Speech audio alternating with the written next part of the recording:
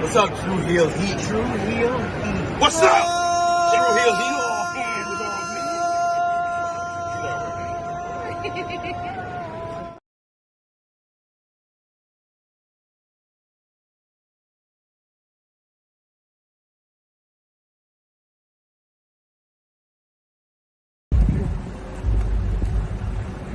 me. Yo, what up? You know what it is. It's your boy AJ Francis reporting to you live from New York City, the birthplace of hip-hop.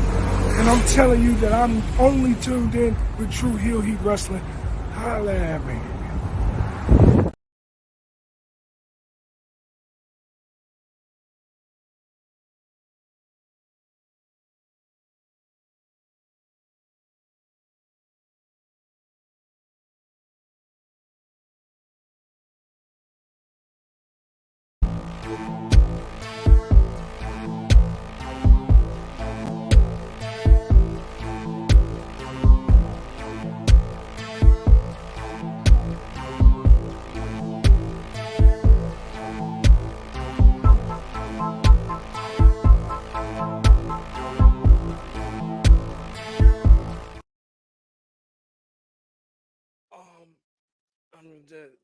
I'm trying to show everyone how you're supposed to sell a neck injury and not freely just.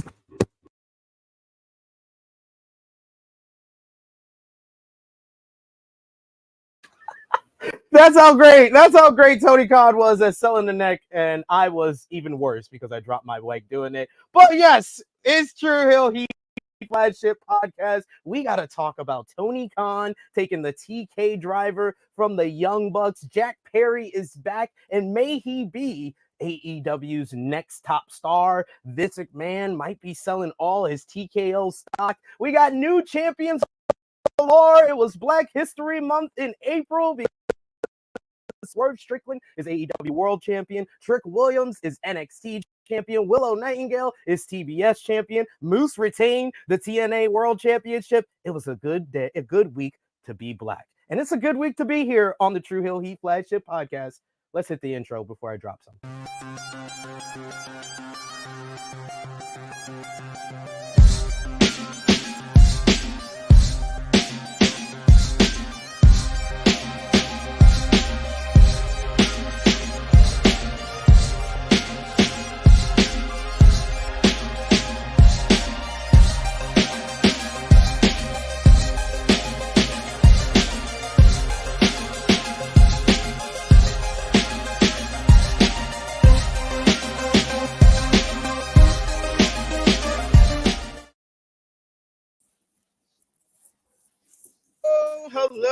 Hello. It is me, your Tru Heel Phenom, SP3. We are live on the Tru Heel Heat, YouTube, Facebook, and Twitter for Tru Heel Heat 274, Dynasties, Drafts, and Drivers. We're discussing Triple D's?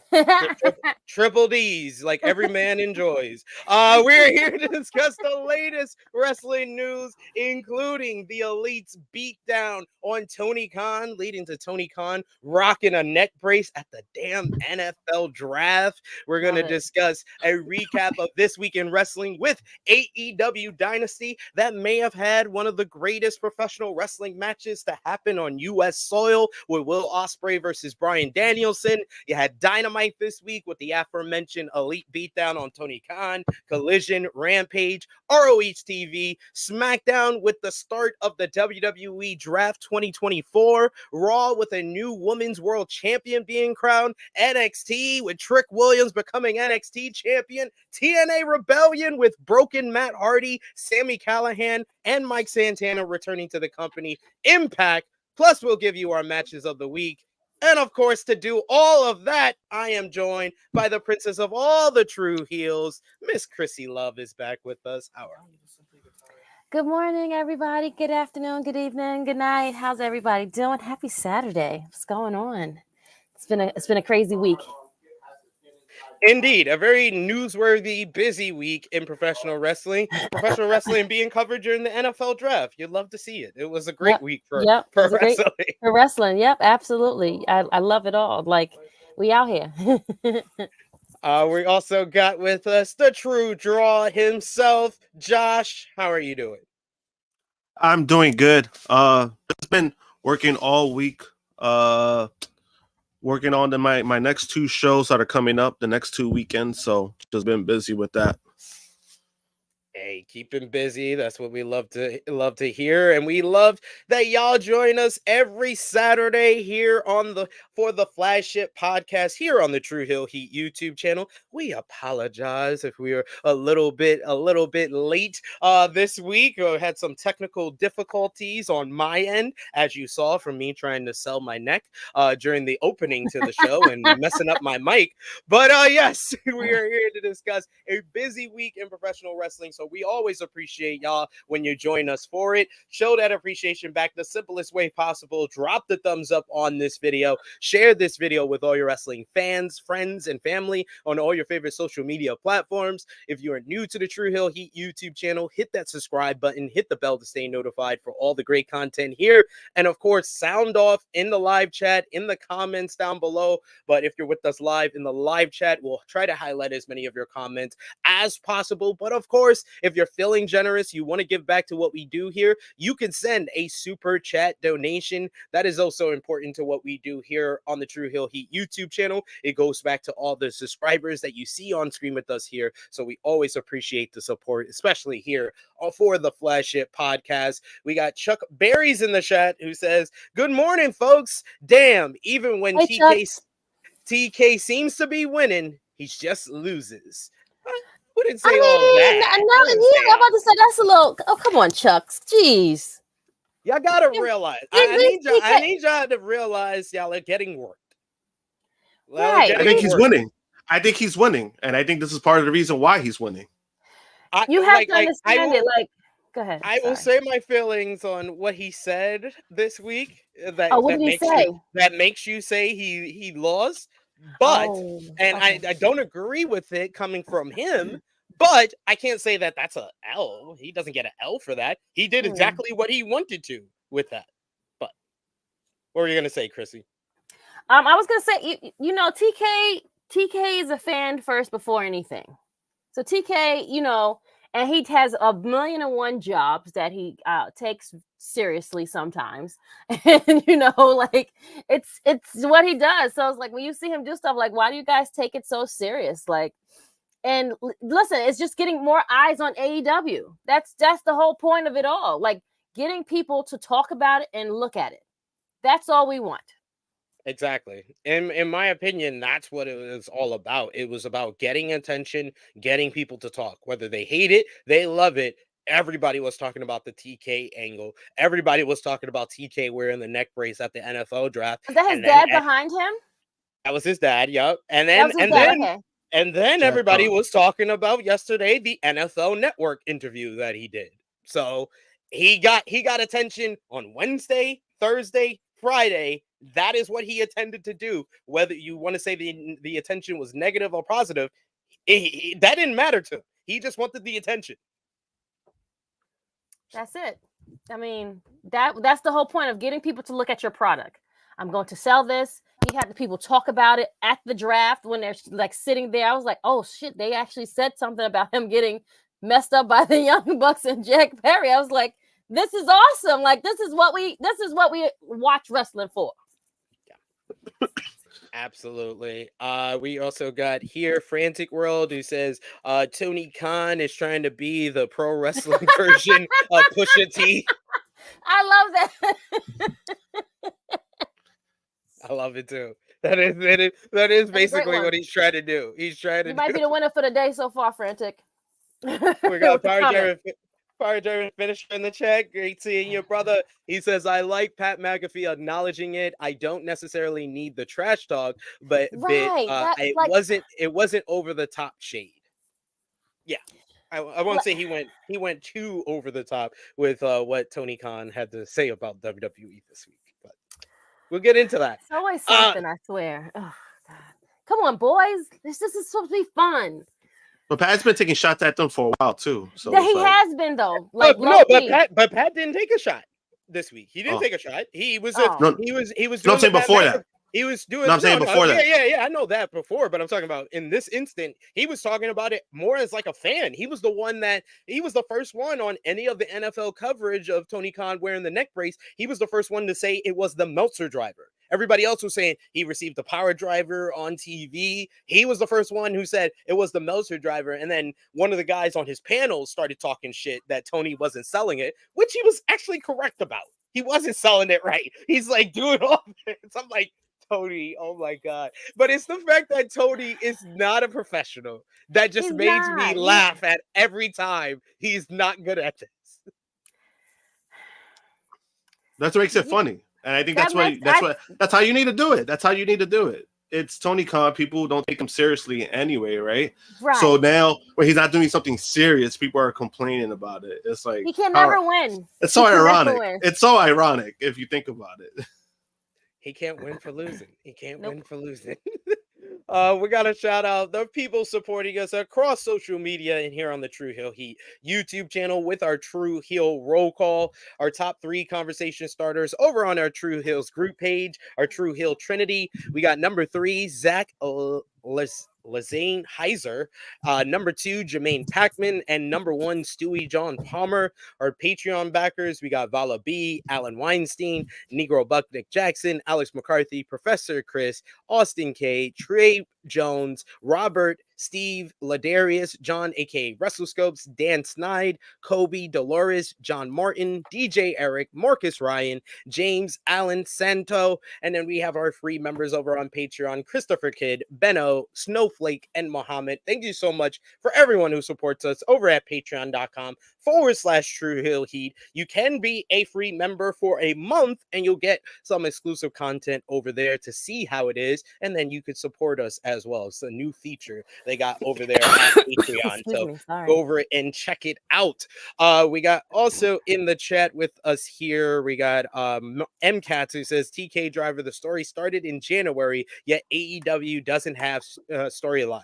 I was the one that pointed out on our review on, I think on Thursday, or one of the other things I did this week, that the whole story with the Young Bucks return started in Jacksonville in January when they came out as Sting's opponents for Revolution. And then back in Jacksonville 3 months later, they finished their hostile takeover of AEW by taking out Tony Khan. They knew what they were doing. It's it's storytelling. So it's like they had the whole change. They became Matthew and Nicholas. I love it. I love the new elite in every way. But let's talk before we get into Dynamite. We're going into what we missed. So we got to start off with AEW Dynasty from last Sunday. This was the show from St. Louis, Missouri, and the show featured the crowning achievement, the coronation that we've been waiting months for, as Swerve Strickland defeated Samoa Joe in a brilliant David versus Goliath main event battle to win the AEW World Championship, and in doing so, making history, becoming the first African-American Black AEW World Champion. History was made as Swerve Strickland finally reached the mountaintop of All Elite Wrestling. Meanwhile, right before this matchup in the semi-main event, you had the Young Bucks. They beat FTR to become the first ever 3-time AEW World Tag Team Champions in a crazy, wild ladder match, thanks to interference from the returning scapegoat, Jack Perry, helping the Young Bucks and the Elite get the gold. Speaking of the Elite, you had Kazuchika Okada in the opener, a superb matchup against Pac to retain the AEW Continental Championship.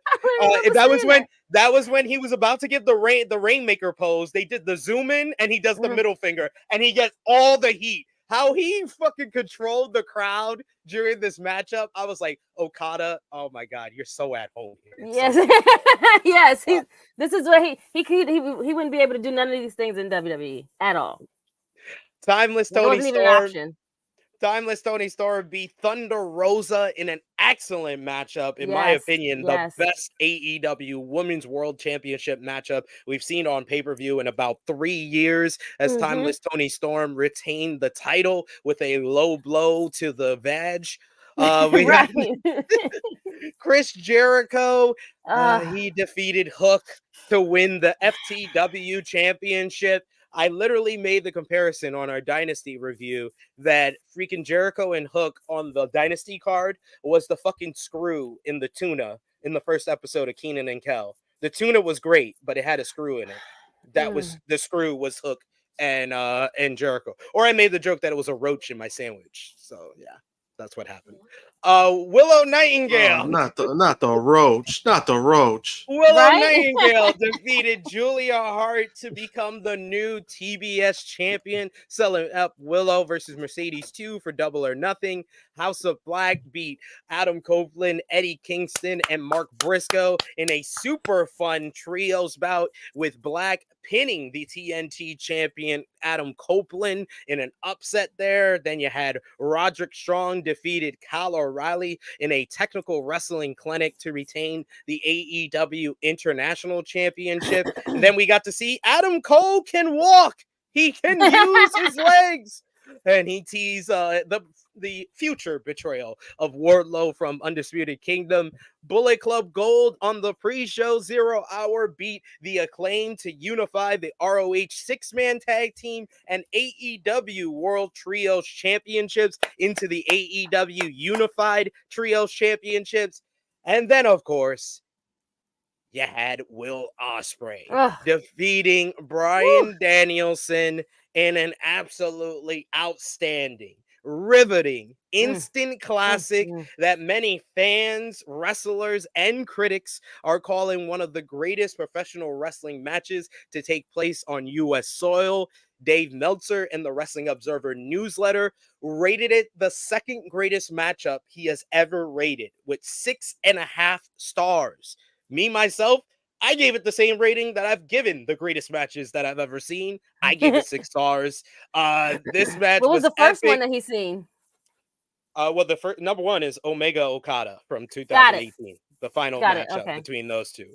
But this one was stunning with an absolutely brilliant finish, with Ospreay hitting the Storm Driver, Bryan selling it with the trembles, and Ospreay never seeing the referee call for the doctor as he gave the hidden blade to win the matchup. And then in the post-show media scrum, Ospreay said he was retiring the Storm Driver after what it did to Bryan Danielson, adding even more layers to this epic matchup. Miss Krssi Love, what did you think about Ospreay Danielson and then overall the Dynasty show?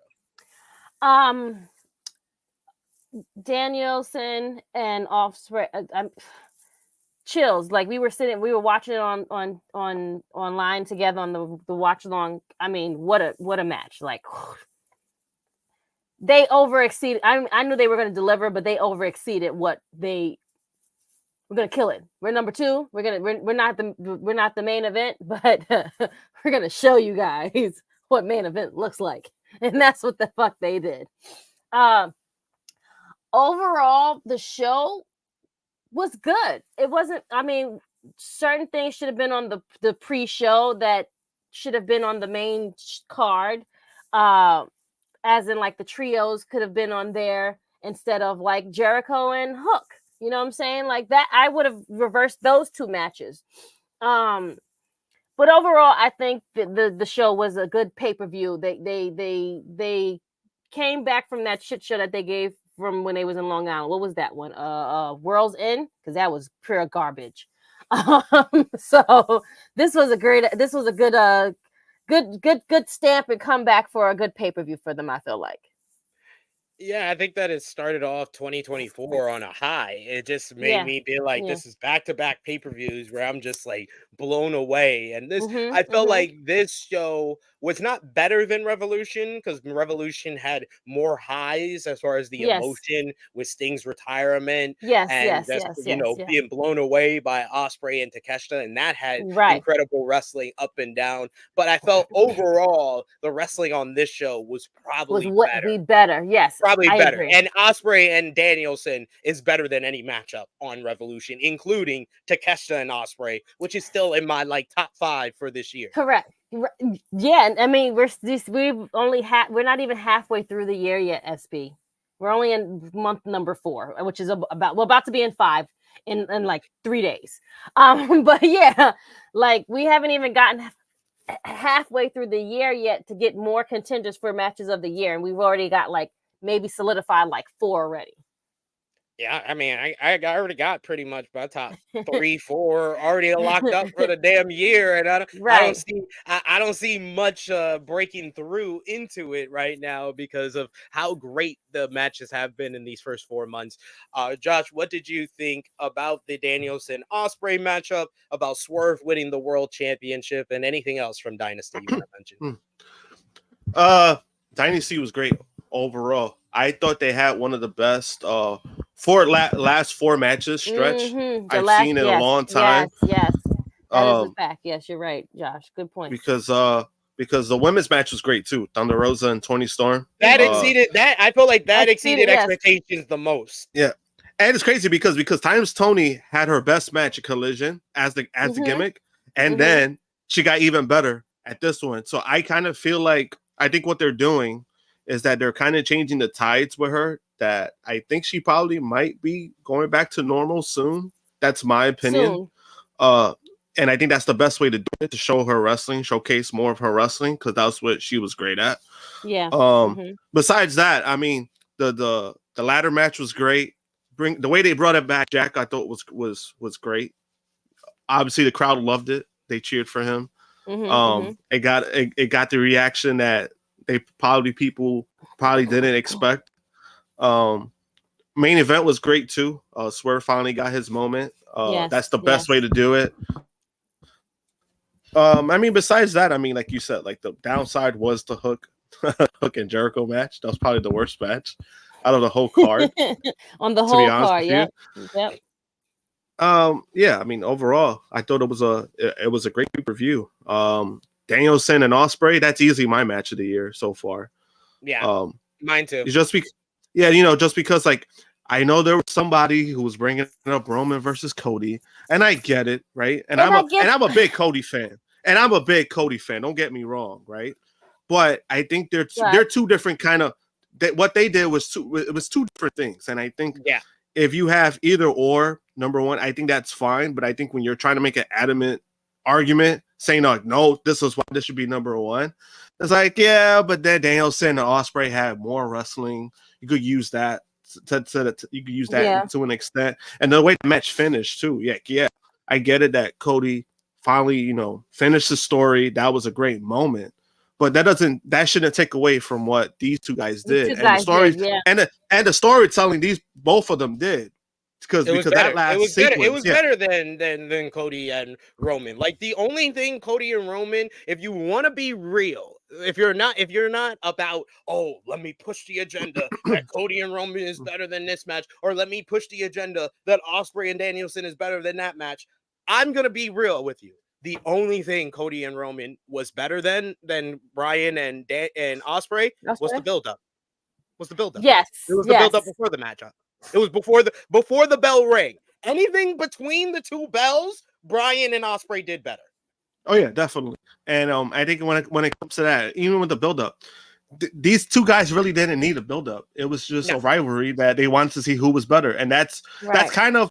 That's kind of what New Japan does too. I will say that if you had made this, because the whole point of this matchup is they're telling us, oh, these are the two best wrestlers in the world. We're going to find out who's the best wrestler. If this matchup is for the AEW World Championship, it would be even better. Right. Yeah, I would say so. Yeah, I agree with that. And they're not going to give him the belt at least right away. No, they got to let Swerve. I hope they wait to do the rematch now, after he wins the world championship, honestly. Yeah, because even so, right? Like even like they kind of did what New Japan does, where the rivalry isn't like a blood feud, but it's like they want to see who's the best out of the rivalry, and that's what they kind of did, and that's what I liked about it. It didn't need all that extra stuff because that wasn't what it was for. It was they wanted to find out who was the best out of the two, so I enjoyed it. Yeah. I definitely enjoyed every single minute of it. I'm gonna actually go back and watch it again because it was so good. I have to decide. I really feel like I've seen the two greatest Bryan Danielson matches of all time, and this says a lot for me because Bryan's my favorite Right. wrestler of all time. I love his Ring of Honor work. I loved his work in WWE, but the Zack Sabre Jr. matchup at New Beginning this year, and then this matchup, I think those are the two greatest Bryan Danielson matchups I've ever seen. Yeah, I have to agree. And I was not on the bandwagon when he was in WWE. When he came to AEW is when I jumped on and I became instant fan. Sorry. It's okay. It's all right. No, I know a lot of people. Japan and I the know a work lot of over people here. that seen him in a different light since he's came to AEW. That's Yes, for sure. I that's me, because again, I was like, now mind you, he did wrestle good matches in WWE. I did give credit to that, but I just was not like, oh my god, I am a fan. I wasn't a fan. I am a fan now. Well, once he transitioned over and I got to see more of the technical wrestling that he can do, the mic work, everything, the stories that he does, everything solidified me as that fan. Facts. He roped me in. Yeah, and I think with Danielson, I think it was more when he went to WWE. Only thing he needed a character. He needed personality. He kind of lacked those before he got there. Gotcha. So WWE actually helped him a lot with that because his mic work and character work got so much better. Yeah, and that's what I was about to say. I'll give them credit. I'll give WWE credit for having him become a stronger talker because honestly, a lot of his talking segments are like some of the best in the company. Yeah, like every time he's doing like those promos, it's actually, and I give credit to WWE for that because that's where he got better at his because it's smack talk too. Yeah, but like, and I hate to say this, Senior Nerd, because I don't want to be like anti AEW, but it really was like a watered down version of the American Dragon. Like, even when they did let him be like more physical in matches, it never hit the levels that we've seen since he's come to AEW. Where he could be like so violent that he's the heel in matches, that he feels he feels like he's freaking like the matches with Hangman from his first year. He felt like a big monster heel when he's fucking a foot shorter than Hangman, like because of the way he worked in the matchup. Like he just brings totally different side to himself. Definitely harder edge. Definitely more harder edge, a lot more striking, which I think that's some of his best stuff when he actually is like striking and stuff. So I mean, there are things that he's done differently in AEW. He just amped it up. I think that's what it is. He came to AEW. He knows what he could do in AEW, and he just amped it up. That's basically what he did.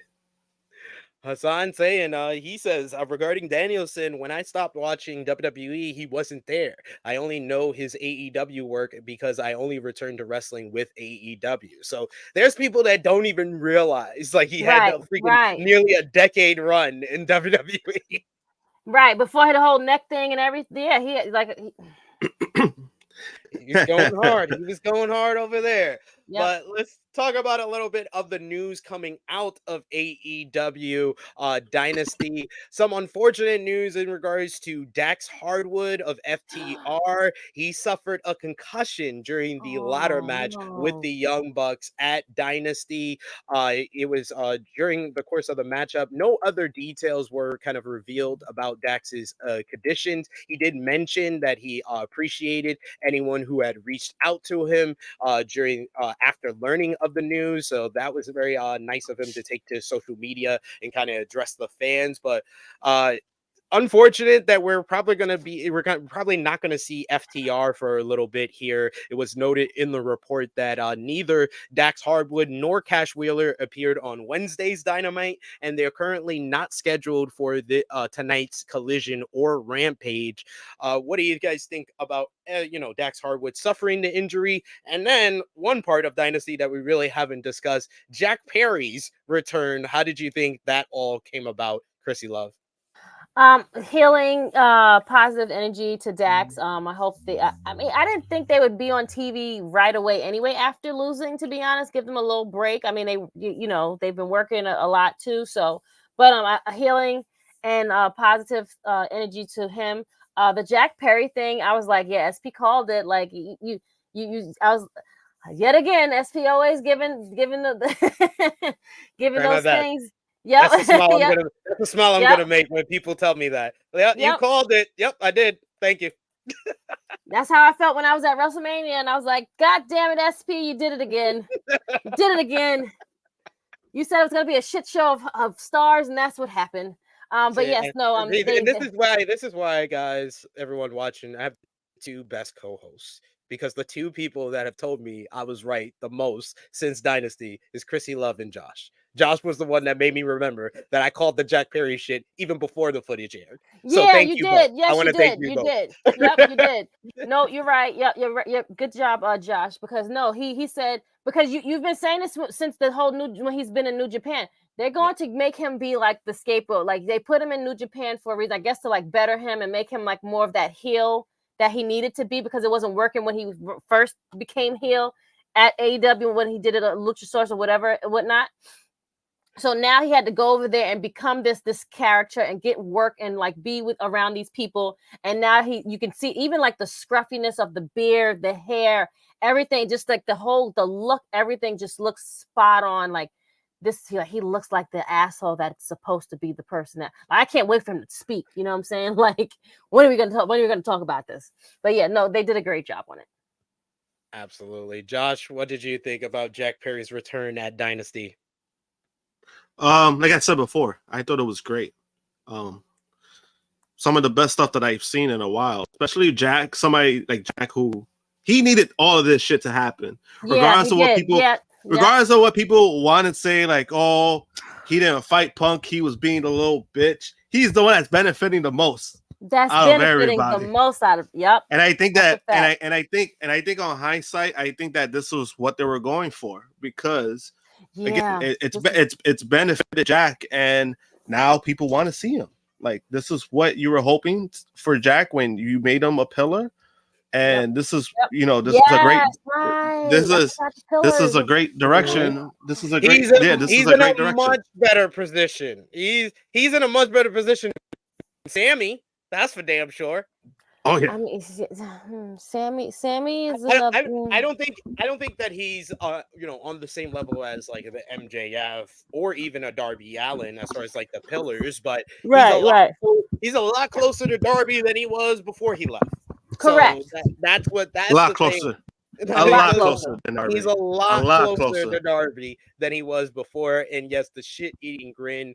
And I really feel, and I think I'm talking early because I was going to talk more about this when we get to Dynamite, but I feel this is leading to the Young Bucks regretting what they did.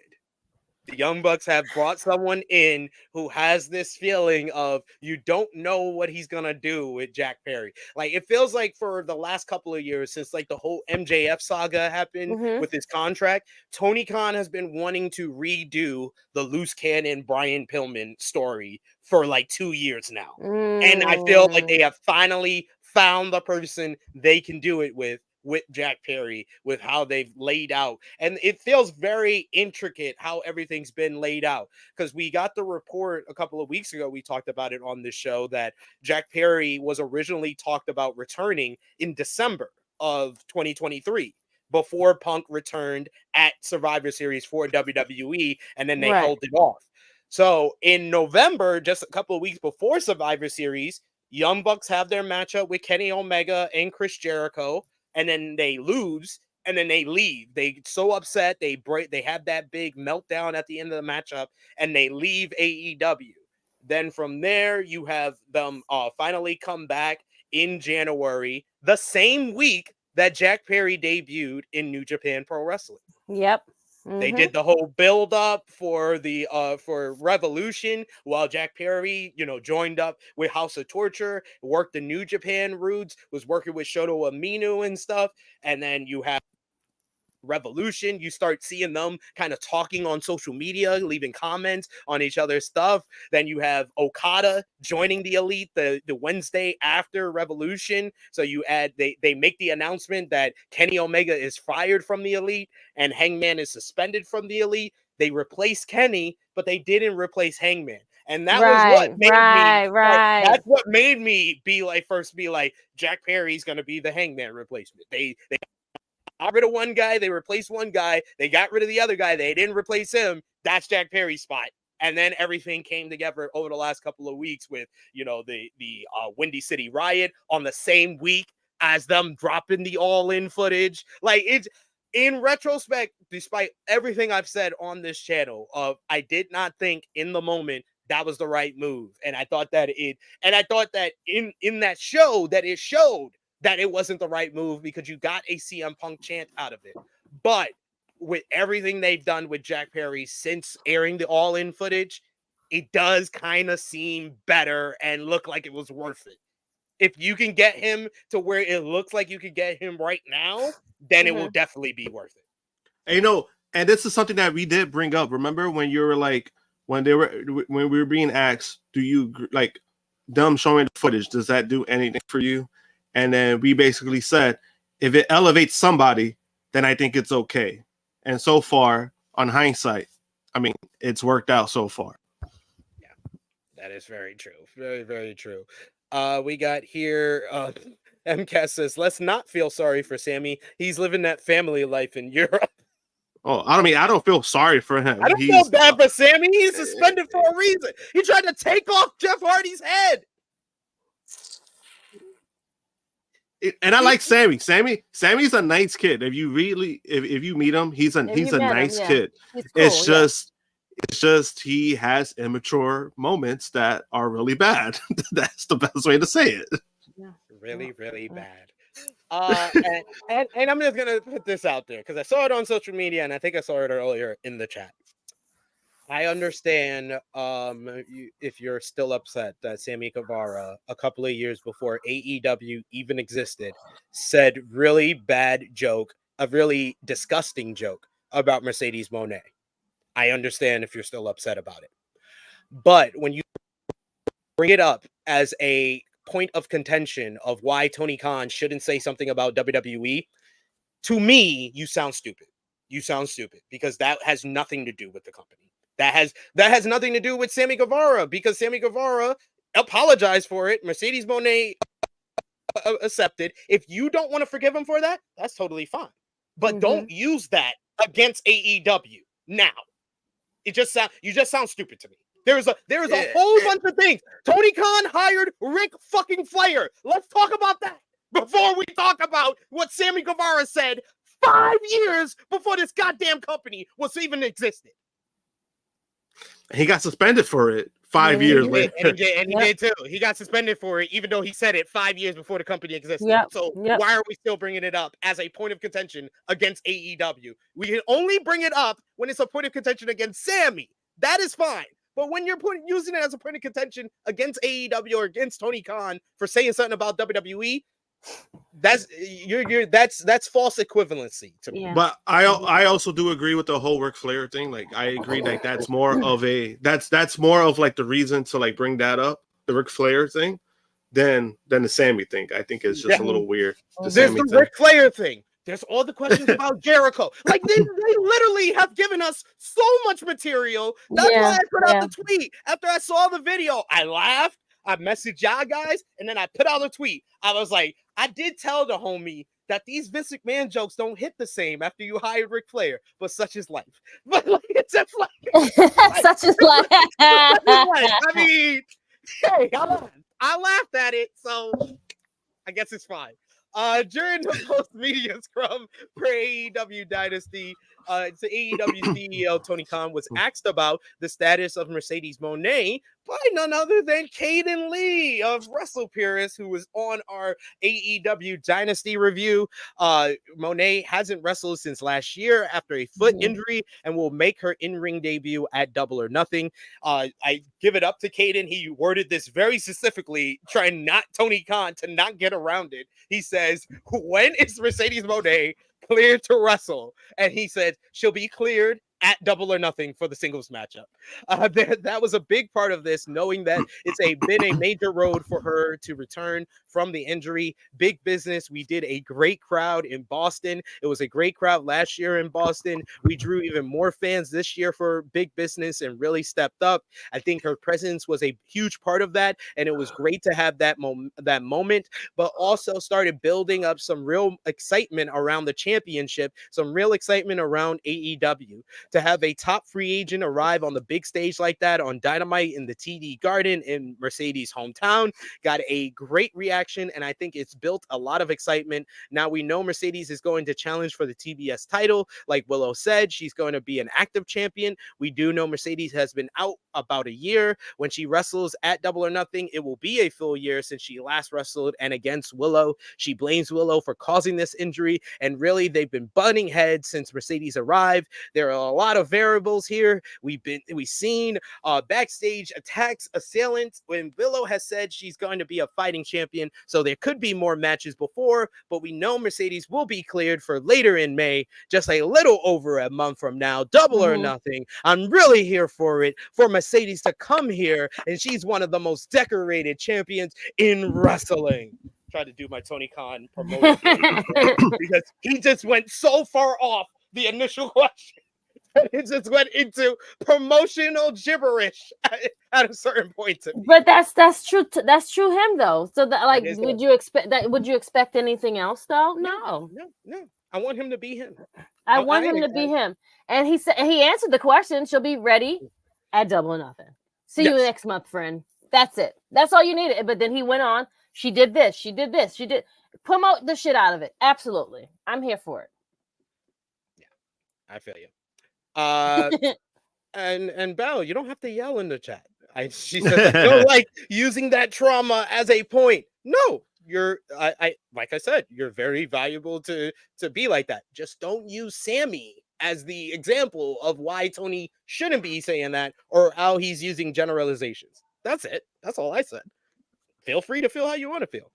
Emmanuel says, I need Mercedes to quote Charlotte when asked why she gets a title shot without having a match. She says, I am the line. I mean, makes sense to me. Makes sense. Right. She is the line to me. Hey, she's brought a lot of spotlight to the women's division. We keep complimenting it every Thursday. I mean, you know, and as with Mercedes, I'm like, she's one of the highest paid women in the business now. So I mean, it's like, you're gonna give it to somebody. I mean, it's at that point. It's like, what are you gonna do? You know what I mean?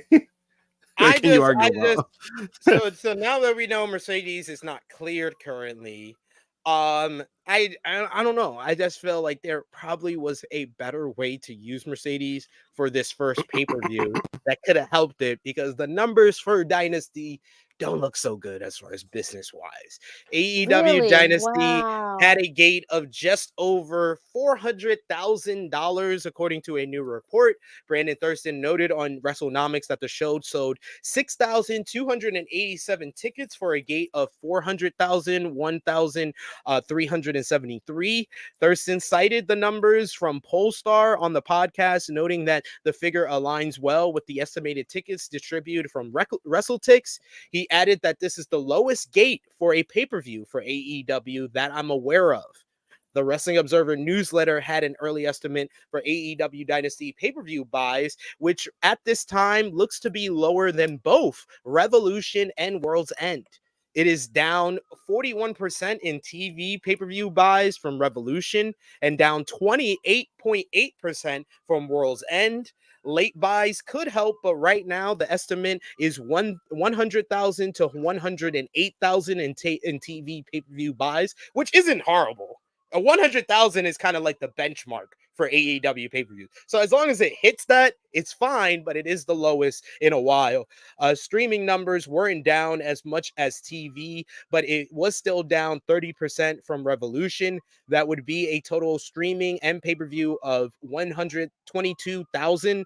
The show had competition against the NBA and NHL playoffs, as well as the MLB coverage. However, World's End performed better and had stronger competition against the NFL. Of those who brought Dynasty NXT 71% also brought Revolution, and of those who bought WWE WrestleMania either night, only 2.5% bought Dynasty. Josh, what do you contribute the drop in pay-per-view numbers for Dynasty to? I would say because it's also a new pay-per-view. I think that's a big factor. Because remember, this time last year we went from Revolution straight to Double or Nothing. So it's I think that plays a part. Me, for example, I wasn't able to buy the pay-per-view because I'm currently broke at the moment. So I mean that all if I had the money, I would have gotten it. So there's a bunch of factors, but I think the factor is that it is a new pay-per-view. It is a new pay-per-view, but then their numbers have been down for a while when it comes to like TV and all that stuff. Maybe that's part of the factor too, but it is what it is.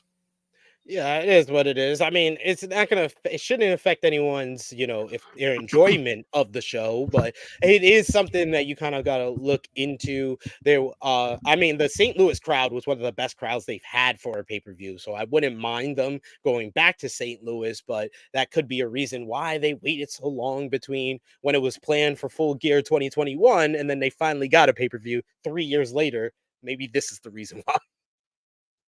Could be. Maybe it's just not the best drawing place, it seems. We got Emmanuel says with more pay-per-views they need that streaming deal. I don't think we're getting that streaming deal until probably either we're not going to get the announcement for the streaming deal until probably the midway point of the year. So we're a couple of months away from that. It was May of 2019 they announced the original TV deal, and it was January of 2020 that they announced their re-up. And it was May last year that they announced Collision. So I'm guessing that next month is the most likely month that we hear something about the streaming deal. Maybe. Or the media rights deal, more or less. I don't want to get that confused because Jimmy Macaram yelled at me for not distinguishing the deal and a deal. But we got Annika in the chat who says, do you think them putting the pay-per-view on YouTube is a factor? No, because I believe the YouTube buys do account for the number that they are saying in the Wrestling Observer newsletter, as well as the numbers that were given to WrestleNomics. We also got Vala B saying with NBA diversifying for or de-investing in from WBD more and more, I think AEW might make a lot more out of this deal than expected. I said on Thursday, Vala B, I don't know if you were here or watch AE Ramble, I told Jimmy, I was like, I think they're going to get that media rights deal. The $1 billion media rights deal that Tony has said he wanted and has been desiring and been talking about. I think that they get it, especially with what's going on with WBD and NBA. What's been going on with them? What's been going on? NBA is reportedly about to make a deal with Amazon to put NBA coverage over on Amazon Prime. Oof. So I don't think they're going to completely de-invest in Warner Brothers Discovery, because Inside the NBA is one of the most highest drawing NBA or sports shows in general, especially like studio shows. They're one of the most highest drawing studio shows out there. So I don't think that they're going to completely de-invest in the NBA, but I think NBA coverage on TNT and stuff is going to be much shorter. It's going to be cut. Yeah. In 2025. I figured. I did hear something about that, about the Amazon stuff. I did hear about that, but I didn't pay attention. Yeah. And that's also a good factor. ALW saying moving from 4 pay-per-views a year to 8 pay-per-view to 8 makes them less special. I don't think that is too much of a factor. It really depends on the build up to them about making them feel special. Yeah, but it's also more about the consumer thing. I don't think it has nothing to do with them being less special. I don't agree with that, because again, if I had the means myself, I would have gotten the pay-per-view. So I mean, it doesn't make it less special. I disagree with that. We got Hassan who says AEW, maybe they are booking small arenas to differentiate between reviews. That could be a factor as well. That's a good point to mention, Hassan. Thank you for that one. But let's get into what we missed with AEW Dynamite. Let's finally talk about it.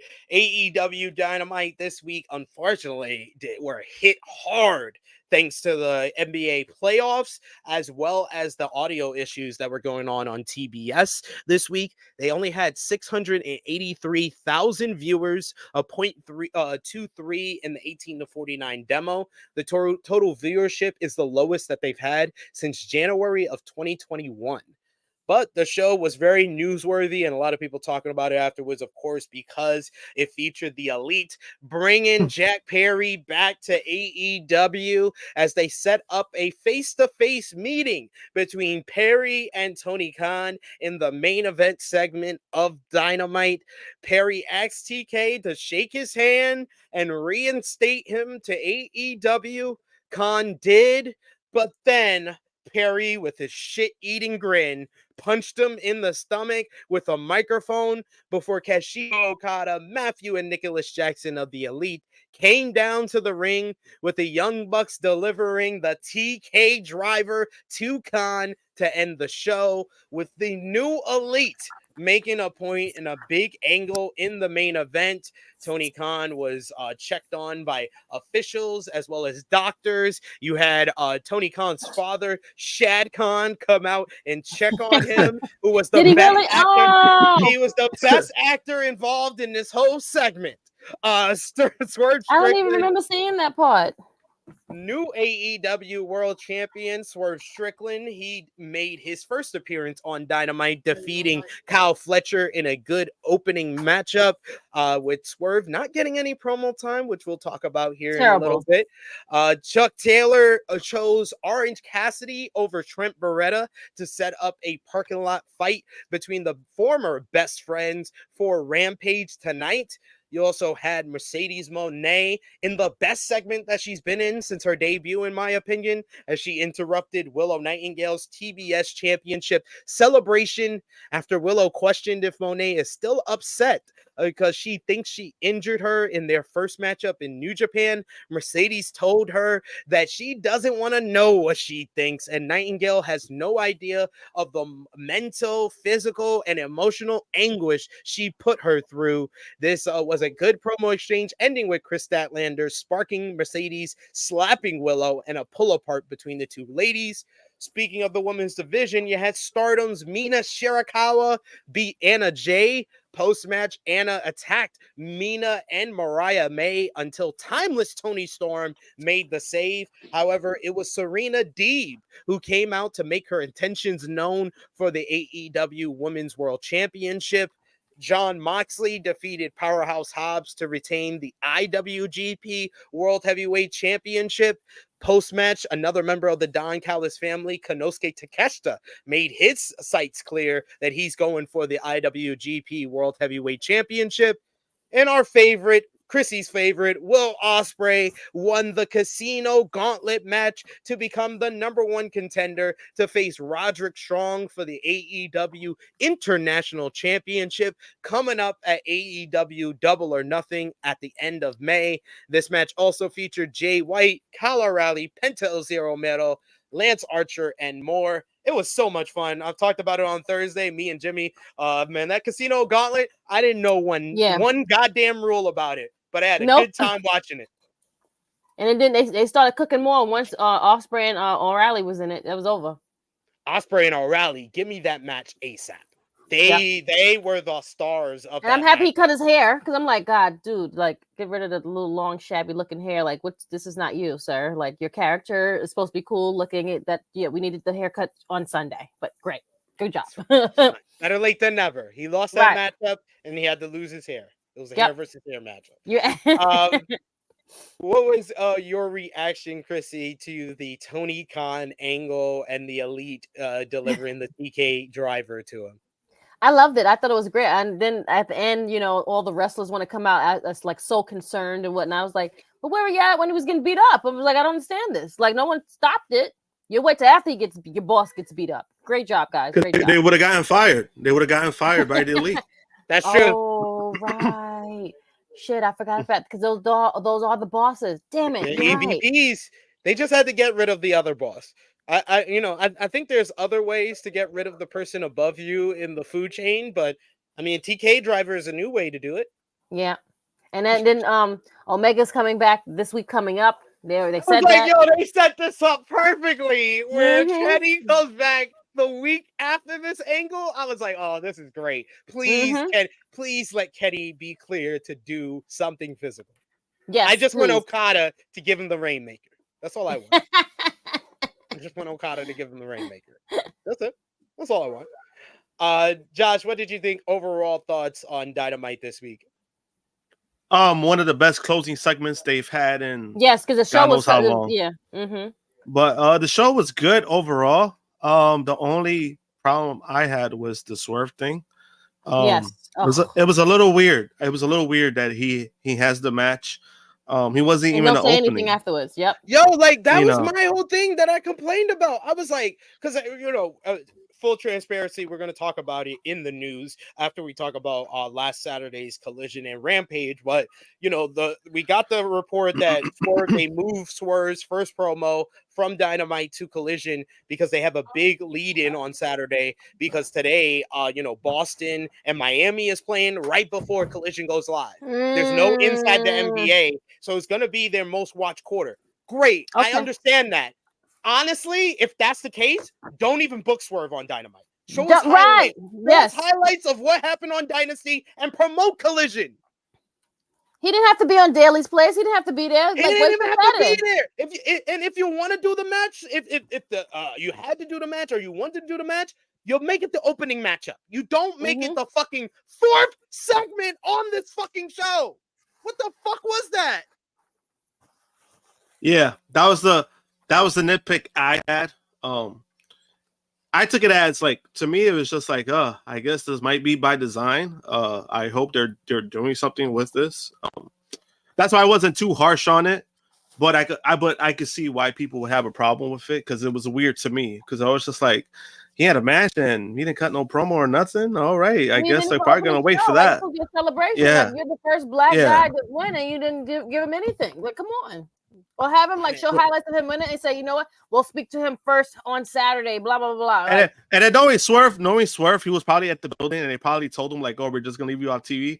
Knowing Swerve, he probably said, nah, I'm happy. You better put me in the match. Knowing Swerve, he probably did that. I had a fan in my comments because I put out the whole tweet of, like, it just didn't feel right, especially because I broke it down on Thursday. All the AEW World Champions' first appearance on Dynamite.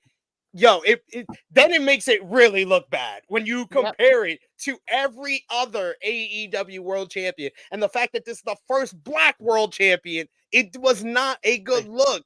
Because, like, look at the past two AEW World Champions. Samoa Joe in January, when he has his first appearance as AEW World Champion, what did they do? They had him come out. He does a big entrance coming out with the suit and the championship. He sets up the triple threat with Swerve and Hangman, as well as a matchup with Hook. Immediately set him up for something.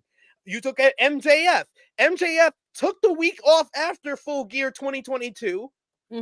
What I think you should have done here.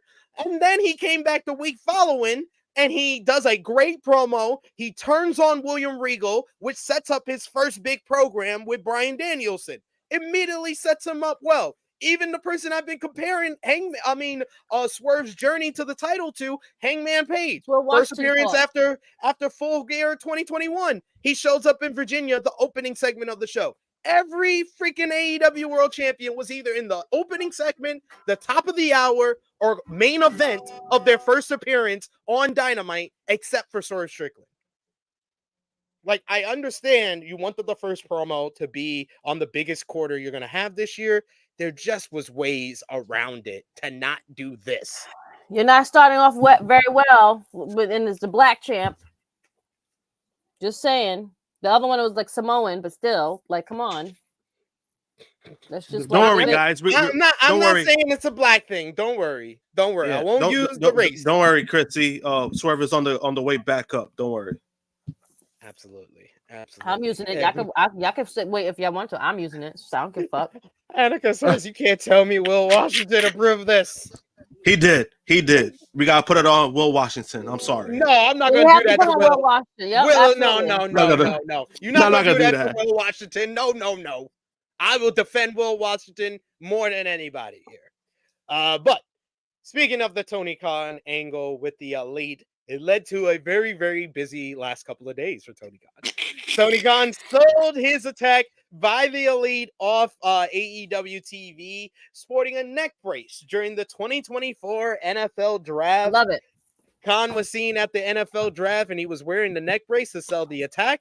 The NFL Network mentioned the assault during the broadcast. WWE broadcaster and former NFL player Pat McAfee also commented on Tony Khan wearing the neck brace during his coverage of the NFL draft on the Pat McAfee show. He said, and I quote, "The last thing we need is for him to look like Tony Khan, who took the Meltzer driver just the other night. Wednesday night, he took a Meltzer driver. I didn't believe guy's got a broken neck.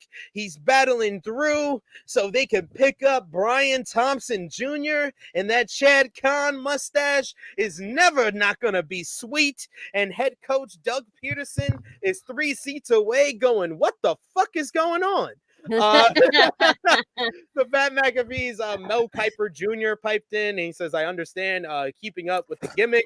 Someone should tell Tony Khan, hey, if you have a net breaks on, don't fucking move around like nothing's wrong. You know, you stick with the gimmick and look straight ahead like your neck's broken, okay? What the hell are we doing here?"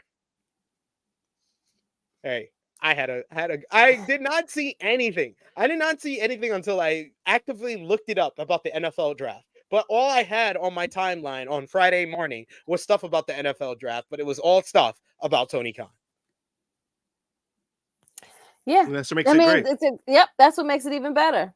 And then they even asked the guy that got drafted for the Jaguars about what happened to Tony Khan too. I don't know his name, but yeah, they even asked him about it. Great stuff. It was funny. It was funny, right? Because I was following the draft a little bit, and I know people got pissy because what happened was that the Jaguars were supposed to pick number 17. They ended up trading back, so they went from 17 to 23 in the trade. So people got upset over that because they're like, "We want to see Tony. What the fuck? Now I got to wait a little bit longer to see Tony." So people were upset over that. I love it. I love it. Wallaby saying Chad popped so hard. Yo, Chad could not stop laughing. He could not stop laughing. He knew the camera was rolling. And he was like, "Oh my God, my son's in here with a fake neck brace." During the NFL. Love Tony Khan's dad. Wallaby saying Pat watches Dynamite every week. You could tell. You could tell Pat he's a real wrestling fan. He probably watches. You can't tell me those guys don't watch. They be watching. Like, come on, like they can act like they don't, but I know they do. Paul too. Paul don't watch every week, but he will watch it sometimes. He watches on a cell phone in the bathroom, so Stephanie doesn't see. On the basement where they're supposed to be working out. He's like, "Oh, yeah, I'm gonna go work out." I'm gonna go work out, hun. Yeah. He watches the Will Ospreay match. You know my usual workout Wednesdays between 8 and 10. Yes. Okay. You probably go down there like 8:30 just to like throw her off sometimes, maybe. Oh, he on Sunday he was like, "Oh, babe, I think I'm gonna do 4-hour, 7-hour workout at 7 p.m. 7 p.m. to midnight."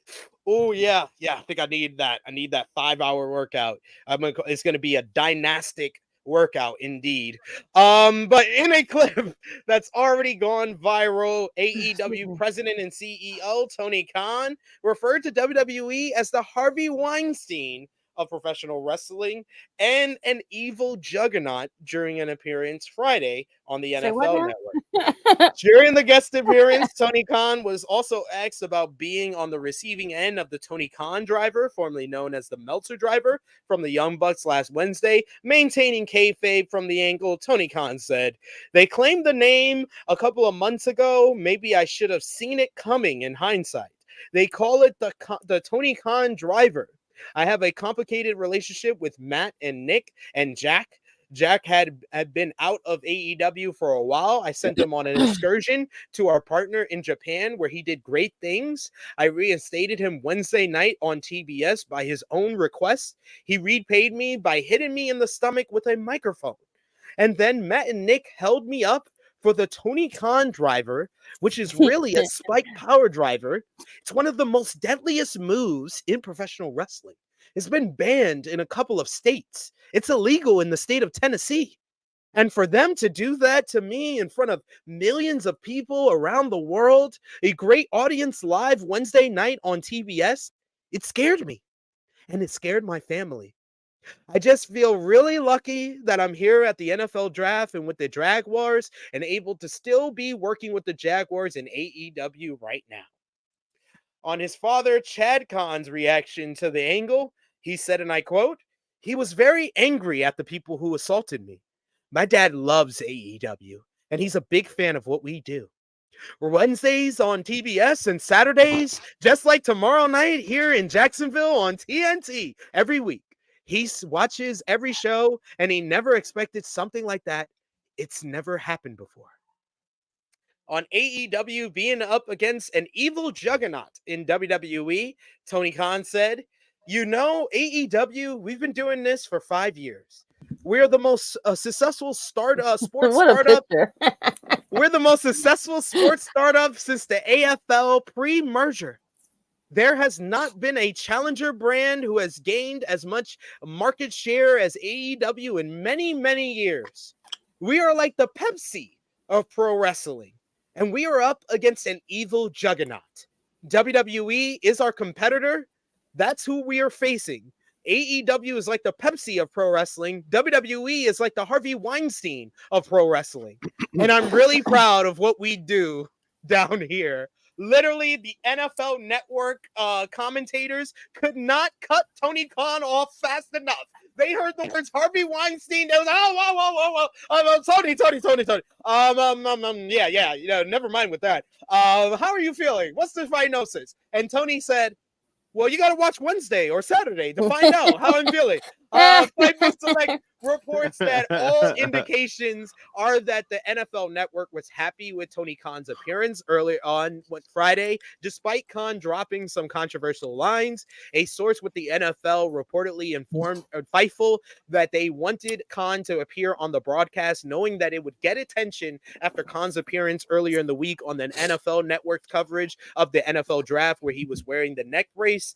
One of the analysts who interviewed Tony Khan during the broadcast shared the whole interview on social media, keeping Khan's controversial lines intact.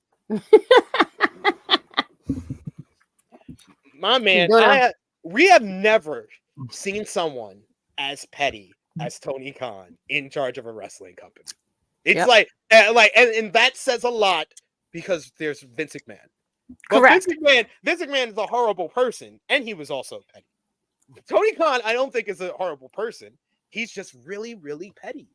I mean, I commend him. Because he is petty with the intent of gaining attention. He gets it every time. And then I actually have to argue with people who thinks that he's dumb or dense for saying these things. I was like, no, he purposely says these things because he knows I'm going to talk about it like this.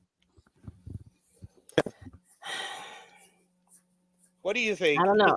You sounded like this was your first time hearing. I didn't hear that part of the stuff. I'm like, Harvey Weinstein of pro wrestling, like, bro, like sometimes you just don't, you know, when people just talk too much, that's Tony Khan. He has good intentions. I promise you he does. And then it just goes off on a rant. Just like he did in the press conference when they asked about Mercedes. We asked you one thing, bro. Like, we didn't ask you to do anything else. You had one job. Yeah, we didn't need you to do all that. Just yeah. I mean, I'm done to this point with TK because I expected it. So it's like, what can you do? Like, what can you get upset about at this point? So, I mean, yeah. It's so wild and unnecessary. Unnecessary. You didn't even need to say that. There's ways where this is not wild and unnecessary. If he had said, Vince McMahon is the Harvey Weinstein of pro wrestling, and if this even that's a whole like a stretch. But no, he is the Harvey Weinstein. I mean, but that's not a stretch. That's not a stretch. That's just factual information. There's an ongoing lawsuit, and but what I'm trying to explain is if his intention is saying the WWE is Vince McMahon is the WWE, That's fine. You kind of have to explain that, though. You kind of have to say that. You kind of have to say that's what you mean. That you mean Vince McMahon is the Harvey Weinstein of pro wrestling, and Vince McMahon has been the face of WWE for 50 years. He is WWE. He made it possible that he has always will be associated with WWE. So WWE is also the Harvey Weinstein of pro wrestling. You kind of had to add the few extra lines, honestly, at that point. True. Very true. I mean, to be fair, big man, I mean, you probably should change your name to Little Man Dogs if that's the case. I am numb to it. And I just laugh hysterically most of the time at what Tony Khan does. And that's also a good point by Senior Nerd here, who says WWE are in the lawsuit, not just Vince McMahon. Not just Vince. You're right. It is true. You know, it is true, and that's why I guess I got upset yesterday with a lot of WWE loyalist fans who just want to look at it as, oh, you're picking on all these great people that are doing great things. I was like, all the great people that knew what was going on. Yep. You mean those people that watched now? The big point and why he shouldn't be saying this thing. You're using other people's trauma and their pain for a joke. That's not cool. Yeah, in that aspect, I get it. Just because, I mean, it's one of those things, like, if he said it like 10, 15 years ago, maybe it's more acceptable. But now we're in a different time. We're in a different space when it comes to what people do, what fucked up people do. So in that aspect, I do get it. I do see why people were offended. However, I do think that there's like fake outrage over it. I think there is people who are just jumping on the wagon because TK is already disliked. So whatever he does, they're just gonna keep tacking on that, right? Because if you see everybody that's been complaining, it's been the same pro WWE loyalist who's been complaining about it, right? For example, we had O'Shea Jackson come out and say, "Oh, when I was about to give props to TK," but it's like, so you just waited to say that after he did something dumb. Yeah, you had all this time. You had 2 days to give TK props, and you didn't. You flat out didn't. But then when he does this, that's when you come out. Oh, you see, I was gonna give him credit, but look what he did now. Like, shut the fuck up. Like, shit like that. And then when a fan replied to him, he tried to be like, "Oh, I'm not even talking about stuff that's out there." Now O'Shea has sources. He has sources. He has sources now, folks. That's news to me. He sounds like he got the same sources as Louis Dangor. Anyway, Oi. I'm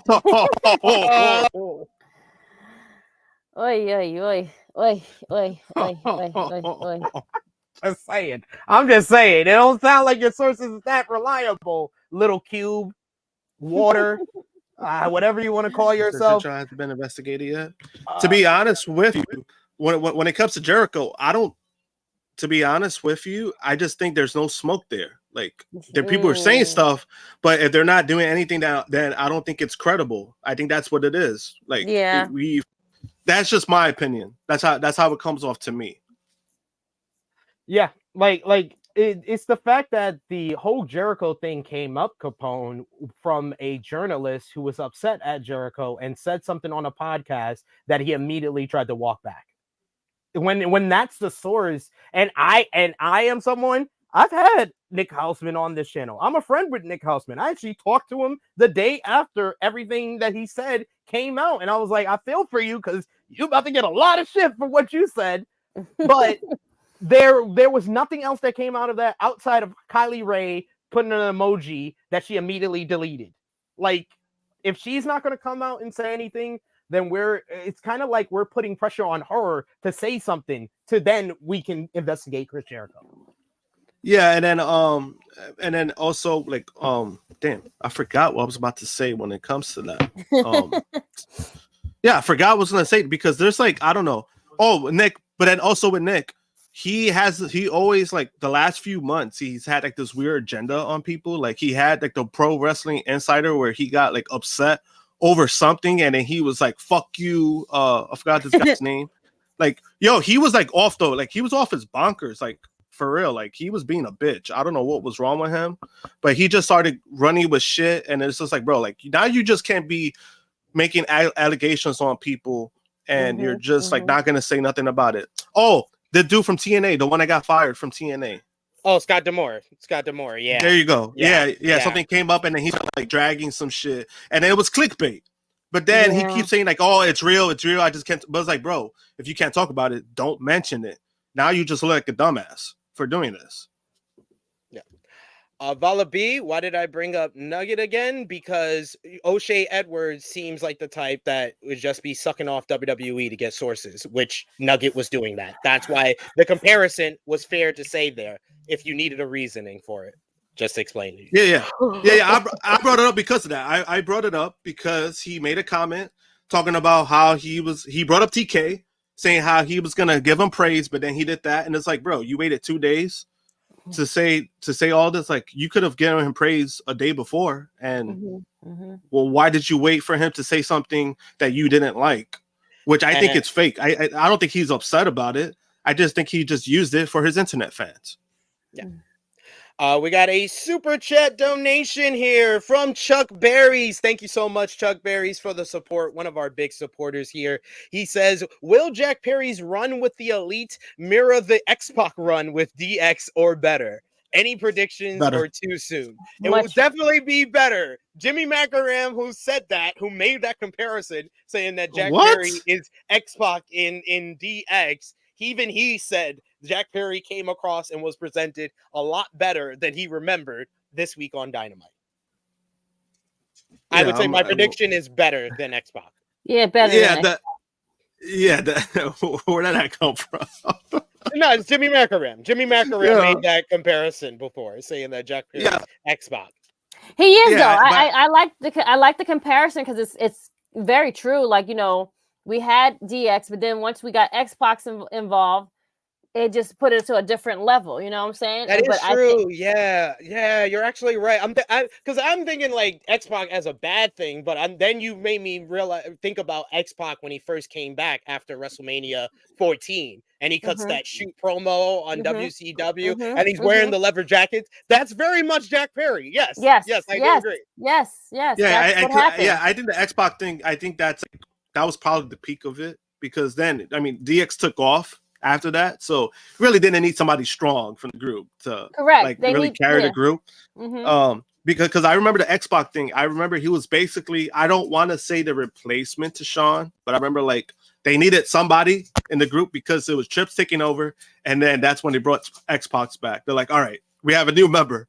Right, because he was over on, he was in yes, because that's right. That's because he was over on WCW. He was in WCW. I'm like, I was like, man, when did he go to WCW though? He was like 96. Yeah, he was called 6, right? He was 6. He was 6 because they couldn't use 1, 2, 3, so they just added 1, 2, 3. How do you even think of that? Oh my god, I didn't even think about that. That's how they came up with the name, y'all. AEW. SP just giving us all the knowledge today. Yo, I didn't even think about that shit. No, I forgot all about that. And then he came back, and that's when they brought him back on DX. Yeah. Well, before because he wasn't even a part of DX until after Triple H was in charge of it. Yeah. And he had the New Age Outlaws. Yeah. AEW was under scrutiny this week for using seat fillers for its recent shows that went viral on social media. Action News Jax issued a report on from the city of Jacksonville to the Military Affairs and Veterans Department, looking for about 50 people per night to work as seat fillers for AEW TV events at Daly's Place in the city. AEW held Dynamite at the venue this week and will also hold Rampage and Collision tonight. Daly's Place has a capacity of 5,500 people, but Dynamite this week was only set up to hold about 2,459 people, with about 325 tickets still available. PW Insider notes that it's not unusual for wrestling companies to use seat fillers, and WWE and AEW, along with the now defunct WCW, have all used seat fillers before. Additionally, PW Insider reports that WWE had about 100 seat fillers for WrestleMania 40 on nights 1 and 2. The seat fillers were reportedly required to wear Philadelphia Eagles gear, and it's said to be a common occurrence to use use seat fillers on shows to fill in gaps on major camera angles. Also, the seat filler tickets at the Daily's Place shows for AEW this week were made available to members of the military only. Travis Akers, an ex-user, also shared the following account, saying that he and his mates that he was in the military with were able to enjoy the show, and they only are seat fillers. They sit in their own seat, and they're told when someone else that the ticket holder for the seat that's in front of the hard camera, if they want to move, go to the bathroom, they fill that seat. It is something that is going on for years. So when I saw the PW Insider, I'm calling y'all out. I'll be like Nick Hausman and call y'all out. When I saw PW Insider make a whole report about that shit, I was like, PW Insider been trying hard with their grifting of AEW for the past couple of months. I wasn't going to mention it until this week with that seat filler shit because they ran with that story.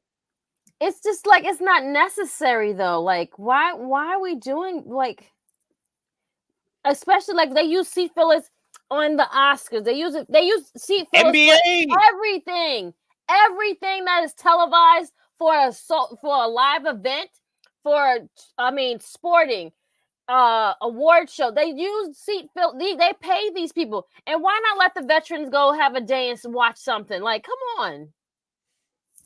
So they're just reaching. Like at this point, it's like they want to take it down. They want these people to suffer. We already see we see your MO. Got it. You don't like them. No problem. Just don't watch it then. Pretty much. And thank you for this comment, YKK, because that was the last thing I wanted to mention about those the TK comments, because this is an actual fact. Why does it seem like people were more offended by TK's line than some people were more upset by that than the actual allegations he was referencing? Yeah, y'all really have to check yourself if y'all are getting upset because he said something that has nothing to do with you. That has nothing. Most of the people that were upset do not work for the WWE. So you do not have to get so emotionally so upset about what Tony Khan says. If you're an AEW fan, you don't have to get upset about what Triple H said. It works both ways, but it tells a lot about a person if you're more upset about the joke about a real actual allegations than you are about the allegations themselves. See, Josh had to leave after that one. He was like, right, he couldn't even talk about it no more. He's like, I'm not going to be a part of this. He was like, deuces, y'all. We also got Nate Milton in the chat, the good brother. What's up? Hi, He Nate. says, what's good, fam? As far as TK's comments, he's the Cat Williams of wrestling. Always messy and petty, but frequently right. As for Jericho, there's better than a 1 in 5 chance he did what they say. Yeah, most definitely. It's just you have to find evidence to prove that. It's like freaking Krssi knows this reference. It's like fucking Detective Jin and Detective Bryant. They trying to get down Henry and BMF right now, but they ain't got no goddamn evidence to do it. So both of their asses done lost their fucking jobs because they don't got no evidence to prove this. So everyone that is wishing and hoping for Chris Jericho to be investigated, you are literally hoping and wishing for people to get fired if they try to investigate Chris Jericho without anything to back it up to start an investigation besides someone online saying that he did something bad. Yep. Not even the victim.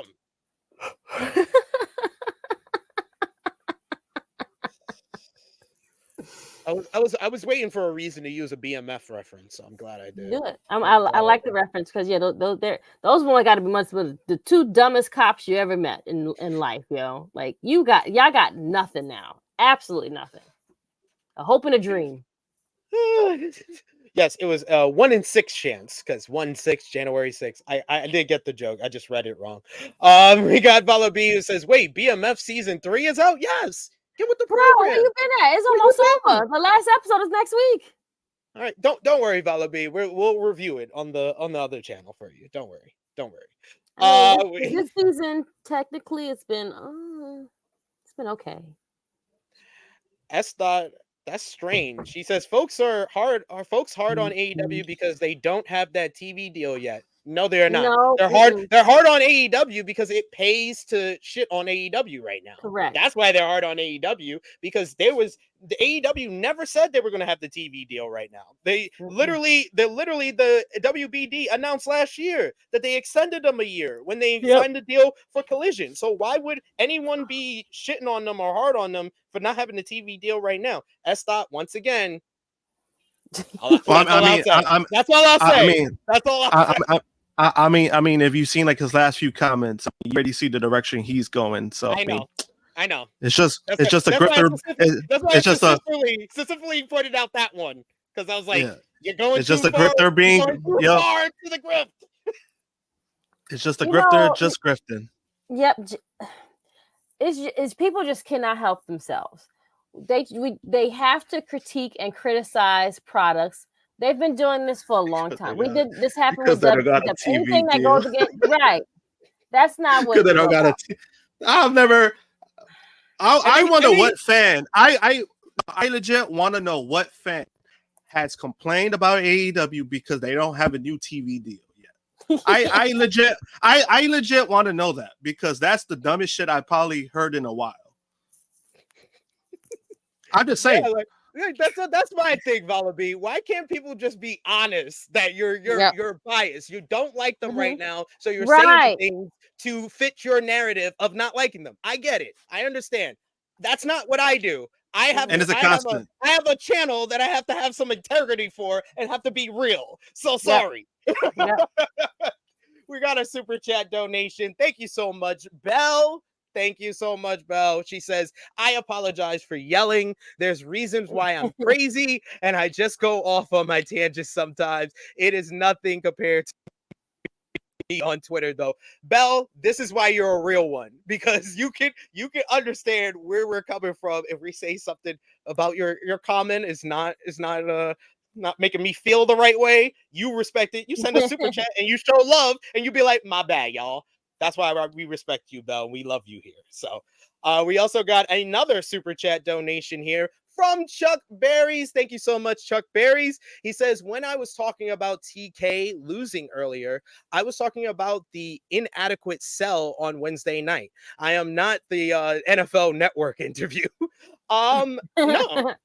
I mean, the inadequate sell, like I said, I've said this multiple times, and I'll say it here. If anyone thought Tony Khan was going to sell this adequately, you did not know Tony Khan. You have never seen Tony Khan in your life. I'm sorry. I don't think that was ever the intention, was for him to sell it correctly. Same. But that's just me. Especially when he got hit with the mic. That shit was hilarious, because he dropped, and then that's when he was like that. He dropped like he got freaking shot like in Grand Photo. Like, and then that's when he started selling. Just like, hey Tony, we're gonna do this to you, but we didn't do any practice. We just did they just did a run through of like how we're gonna go and go about doing this stuff. He did better than Johnny Ace. I tell you that much. He did better than Johnny Ace, because Johnny Ace couldn't sell for shit. And he was like, you want to talk about selling, and he was a pro wrestler, and now he's probably going to jail soon. But that's a different story for another day. But but yeah. But honestly, I'll be honest. I've seen skinny white boys, skinny white nerds get punched in the arm and fall down like Tony Khan did. So I'm not saying that part of it was believable to me. I was like, yo, I could see Tony Khan getting flicked in the head and him dropping like that. He dropped like a sack of potatoes. He did the NBA flop, like when when the guys get flopped, like that's what he did. Yeah. Like he got hit a little bit and then he exaggerated. No, it was like the Luka. It was like the Luka flop. Like anyone goes against Luka, he was like. I would say between Luka, I would say between Luka and Blake, because I really think Blake Griffin was worse than LeBron James in flopping. Like if we're going, he was worse. Like if you really watch Blake Griffin, if you watch Blake Griffin back in the day, like when he was on the Clippers, his flops were worse. Like he would, because it's not only about the attempt, like how LeBron does it, but it was the fact that he would go over the top. Like that one time where he flopped, he ran into the stands and got like nachos all over him. Like that's what I mean by like he was worse than LeBron. Got you. Okay. I do agree with that though. Then we got our final news note before we get into what happened on Collision and Rampage last week. Some of the audience drop this week for AEW Dynamite is being contributed to the show airing live coast to coast Wednesday night on TBS. So there was a delay on the West Coast feed as there normally is. PW Insider reports that AEW officials eternally expected the drop this week due to the broadcast change. PW Insider released an additional update with information taken from a source at AEW broadcast partner Warner Brothers Discovery. According to the individual from WBD Eternally, the network was really happy with this week's number for AEW Dynamite. Also noted that the various obstacles for this week's show that were out of AEW's hands, such as alternate broadcast time and the audio issues during the broadcast, the show drew an average audience of 683,000 viewers with a 0.23 rating in the key demo. The WBD source also noted that AEW had heavy competition this week from the NBA and NHL playoffs, both going on, and AEW still ranked 6th for the night in the key 18 to 49 demo on cable. 3 of the shows that were higher than the Dynamite comprised of the NBA coverage on TNT, which is internally considered to be the same broadcast family as WBD.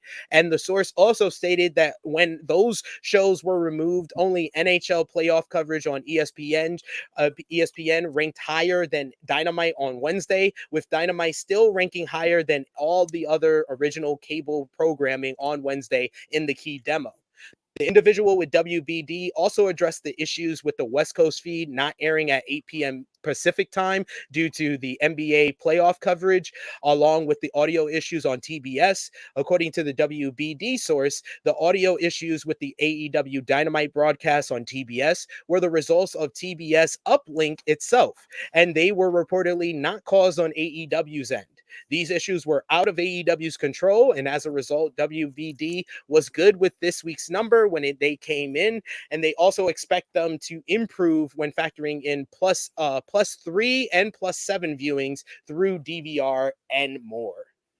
So it seems like AEW and WBD are not as down on the ratings as most of us were, because it was the lowest viewership that they've done since January of 2021. Well, I mean, hey.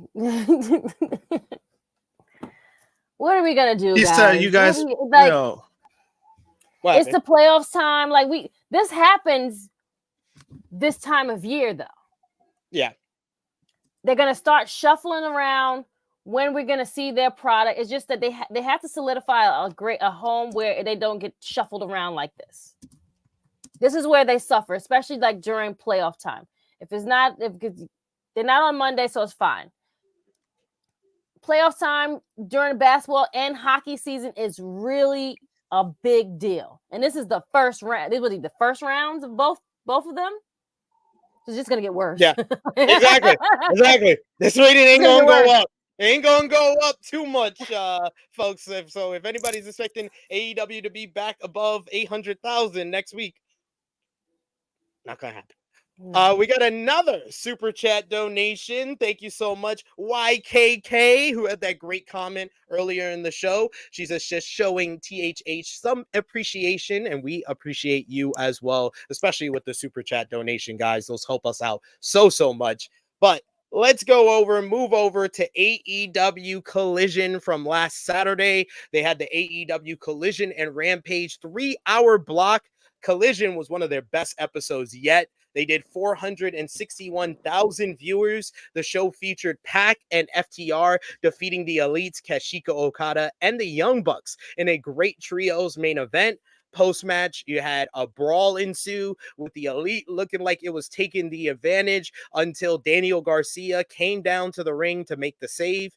You also had more trios action as Adam Copeland, Eddie Kingston, and Mark Briscoe beat Action Andretti and Top Flight in a very good trios opener. Meanwhile, you had Powerhouse Hobbs. He picked up a squash victory on Collision, and then that was when Don Callis announced that he would get the shot at the IWGP World Heavyweight Championship. You had the Guns. Yes. I mean, he got hurt in the matchup, to be fair. Did he really? Yeah, he hurt his knee. It was obvious for me. Oh, I didn't see that part. Oh, okay. Well, The Guns beat the Acclaimed in an AEW Dynasty preview one night before they clash. We got the best timeless Tony Storm promo of our yes. damn career, following Thunder Rosa drawing lipstick all over her face with some fantastic one-liners. And you also had Bryan Danielson and Claudio Castagnoli of the Blackpool Combat Club. They defeated Konosuke Takeshita and Kyle Fletcher of the Don Callis family in an excellent, wild bunkhouse brawl. Post-match, Bryan cut a fabulous promo ahead of his Dynasty bout with Will Ospreay, and Jon Moxley fought off Powerhouse Hobbs during the bout as well. So, like I said, Collision was a 9 out of 10 to 8 out of 10 type show. It was really damn good ahead of Dynasty. And then you had Rampage after it. Rampage did 397,000 viewers. The show featured Kyle O'Reilly, Rocky Romero, and Daddy Magic beating the Undisputed Kingdom in a pretty good main event. You had Yuka Sakazaki picking up the win against Emi Sakura. And you had Rob Van Dam beat Commander Isaiah Cassidy and Lee Johnson in a 420 four-way matchup. I love it. Makes sense for RVD to win that one. And you also had Ruby Soho and Cool Hand Ange announce that they are pregnant. So congratulations to the two new parents. That is great. Awesome news to hear for them. They're going to be great parents. But like I said, last Saturday was a lot of fun, especially with that Collision episode. I think that was one of their best episodes of Collision because it was live and it just felt vibrant. Yeah. When Collision is live and it's not recorded, it gives you like more oomph to the show. I agree. Because once you sat there and you're on your third hour of the show, like people are tired and they're ready to go home. So I got a long one here, a long news note here, because Dave Meltzer this week decided that he was going to give us more information about CM Punk and AEW. We didn't ask for. We didn't ask for this. Despite CM Punk being terminated from All Elite Wrestling and returning to WWE late last year, looks like this is an ongoing drama that they will never be the end of it, and it's far from over. It seems a great deal of dispute between CM Punk and the Elite in AEW stemmed from a rumor that Punk tried to have Colt Cabana fired or removed from All Elite Wrestling. The issue seemed to snowball from there, leading to the Backstage fight at All Out 2022. Punk was later, brought back after the fight, and then later was fired after a backstage altercation with Jack Perry at All In, and he would return to WWE after almost 10 years at Survivor Series last year. The Wrestling Observer newsletter has an update on the ongoing CM Punk issue in AEW. The new claim is reportedly coming from someone within AEW who sent the claim to after Punk's recent comments on appearance on MMA Hour with Ariel Awani. The individual claimed to Dave Meltzer, "I know there will be a lot of continued discussion about the whole situation with Punk in AEW this week. I just wanted to reach out to give a perspective and what is ultimately my opinion." The anonymous individual claims that Punk did indeed try to have Cabana fired from AEW. The individual also states that the issue regarding Punk's tenure in AEW will never be over until both the company and Tony Khan are truthful, and that Punk did indeed demand Colt be fired for no other reason than their previous personal issues. The source claims that people in AEW feel safe to defend themselves as a result of how the Punk situation was handled. The individual also noted that people mentioned by Punk on the MMA Hour were unable to defend themselves against the accusations made by Punk during his appearance. The individual said Punk's claims on the show, some true, some distorted, and some outright lies, will continue to keep the messy situation alive, and I think we all want to move past it. The source adds that Tony Khan lied to defend CM Punk by publicly claiming Punk never asked for Colt Cabana to be fired. The individual said Tony coming out and saying Phil never asked for Colt to be fired and continue to cover for him about that story even now makes saying anything unsafe for anyone. It definitely did happen. The individual goes on to say, you can see how likely it is to have happened by looking by his behavior in effectively banning people from Collision. The The anonymous AEW worker said that Punk made refutable, untrue statements in his interview with ESPN's Mark Morandi, which led to AEW pulling certain information from that interview. It's unknown what statements were removed from Punk's interview with ESPN. The anonymous AEW worker also suspects that the reason Khan isn't being truthful about the situation with Punk is because it could lead to potential legal ramifications. However, the individual also feels if AEW truly wants to move past this, the best way to do so is by being upfront and truthful. The Wrestling Observer newsletter reports that another talent described a major star from AEW and said they feel they've never been told the truth about the CM Punk Colt Cabana situation. The newsletter reports the different occasions that Punk backed up Punk's account. Khan packed up Punk's account, that he had nothing to do with the situation. And the Wrestling Observer newsletter says that they knew that that was not the case. It should be noted that after those rumors resurfaced, Cabana was not let go from AEW. He was ultimately given a new deal and primarily worked as a producer for AEW and ROH. Another wrestler in AEW also spoke to the Wrestling Observer newsletter, informing them about a talent meeting that took place in AEW around Dynamite Grand Slam in September of 2022. AEW Chief Legal Officer Megan Perkey reportedly told multiple top stars during the meeting that Khan might forgive Punk over this situation at All Out and bring him back to the company. Her admitting that reportedly came despite the meeting being centered around the idea of the company moving on from CM Punk and keeping any other issues within the company. After the meeting, one top star after another reportedly went to Tony Khan and told him that Punk was not on their team and they already have a great team and they should be moving forward without him. Khan said that the issue was a legal one and he couldn't comment on it. And he did reportedly listen to the wrestlers' grievances. And this is apparently what led to Khan keeping rosters separate between Dynamite and Collision, and how Khan wanted to build Collision around CM Punk. Warner Brothers Discovery is said to have absolutely wanted Punk as the flagship star of Collision, and there were multiple points where the deal almost fell apart because WBD wanted Punk for the show. Eventually, AEW did debut Collision with Punk part of the show. However, that backstage issue at All In with Jack Perry led to Punk's termination from the company. However, with Punk's recent comments on Owani's show and AEW airing the backstage footage from All In, it doesn't look like the issue is going to end anytime soon. Josh, after hearing all of that, do you think that AEW will ever be able to move on, even with the information having kind of two different sides of the story about what initially started all of this, if CM Punk got Cabana fired or was going to get Cabana fired from AEW? I think retrospect, I think it could go away, but when you have reporters like this whole report that Dave did, it's not going to go away because of that. That's what's keeping it alive. Nobody asked for this. Nope. Nobody. I didn't care, and at this point, it's like, oh, so what if he tried to get him fired at this point or not? I mean, it's done and over with. He's in WWE. So why was this even ignited by Dave is kind of just weird at this point. I mean, hey, anybody that's been a Punk fan, and I've been a Punk fan, I know the man's flaws. I know his strong points. I know his flaws. Do I think he's telling the truth about things? Yes. Do I think he's lying about things? Yes.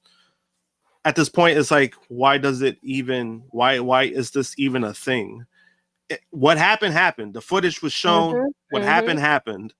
Why is everything else being brought up at this point? It's like, I'm over it all. That's just how I feel about it. Like, nobody asked for this. No one asked for it. Yep. Why is this like you guys volunteered this information? It just feels like a smear campaign to Punk, and it's just like at this point, just leave him alone. Like if Phil wants to do something stupid, just let him do something stupid. Phil do, yes, thank you, because Phil's gonna do something stupid.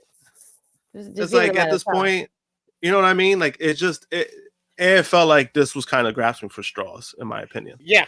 It felt like Dave just fanning the flames of tribalism and keeping this story alive, because this story gave him years and years of information, basically. Yep. And Capone, I know you're new here. I haven't seen you in the comments before, so that's why I'm saying you're new here. When Dave says he talked to top star from AEW, it's Chris Jericho. It's always Chris Jericho. It's always Chris Jericho. Just on the other. It's always Chris Jericho. They're He said, cool. They're close. That's why. Capone says, so Tony is a liar now. Who's the secret person telling Tony Meltzer all this? Why would Tony be afraid of legal issues if AEW is not in the wrong? Dave, shut up. That's basically what we've been on. Dave, just shut up. Why are you talking? Why are you still rambling? Yeah, but in regards to like the legal stuff, somebody is always going to find a way to try to bring something legal into the situation. Correct. Yeah. That's why they don't want to deal with it. It's just a bunch of time wasted, a bunch of money wasted. Who cares at this point? Yeah, exactly. But we had other news. I said I was going to bring this up earlier. Swerve Strickland is set to open this Saturday's AEW Collision, given his first interview since becoming the world champion. This comes after he had a match with Kyle Fletcher on Wednesday night's Dynamite. Fightful Select reports that AEW decided to wait for Collision because of the fact that it airs after the NBA playoff game. The plan is to put Swerve on a show that will have more people watching it with the NBA as a lead-in. And speaking of, that makes sense. Like I said before, just either make his match the opening match, the actual first thing we see on Dynamite, or don't do the match at all. Don't do anything at all. Yep, that's it. It's either one or the other. What you did, that's why you got criticized for it. So no matter how many reports come out, it doesn't excuse that was stupid. Speaking of Collision, a tag team match was made for tonight's Collision. The Acclaimed will face the Grizzled Young Veterans, former WWE stars. It was announced on Thursday that James Drake, and Zach Gibson will make their AEW debuts this weekend, with the pair challenging the former AEW World Tag Team Champions. So very excited. Real quickly. We talked last week about the Motor City Machine Guns coming in, and now we got freaking these guys, GYV, coming in already. Let's go. I mean, add some tag team to this division and like make the tag team great again and do this, do it. Yeah. And our producer's letting us know the Punk story gets clicks. I know. That's why Dave. Yes, we were saying. Yeah. He's not the scapegoat, but he is the scapegoat. And Phil just like gets people talking, and that's what happens. Phil knows what he's doing. Phil does it very well. That's why they hired He didn't do nothing. That's the thing. Fuck yeah, he didn't do nothing. That's what I'm saying. But Phil talking about it makes people talk about it. Makes people click on it. Yeah, and that happened like weeks ago. Like that's what I'm saying. Like it happened weeks ago, and it's like, why is it? I'm saying like in general. I'm talking about Dave in general. I was like, why was this even a thing? That's why I'm kind of like more like flustered about, because it's like, why? I didn't even know about it until now. That's why I'm like, who gives a fuck, right? You know what I mean? Like, it's just dumb. It's just dumb. And then we got to move on out of AEW to ROH. You had the show featured this week, the Beast Mortos defeating AR Fox and Blake Christian in a fun 3-way main event. You also had the Undisputed Kingdom defeat the Outrunners in a Proving Ground matchup, while Isaiah Cassidy picked up an upset victory over Commander in the opener to the show. But that is all from the Converse this week. It was a busy week from the Converse with Dynasty, with the Tony Khan attack, with Tony Khan on the NFL draft. But there was another draft that we got to discuss, the WWE draft, as WWE kicked off the 2024 edition of the WWE draft on SmackDown last night. The show featured the start of the 2024 draft with the first round featuring SmackDown picking up Bianca Belair, as well as former NXT champion Carmelo Hayes.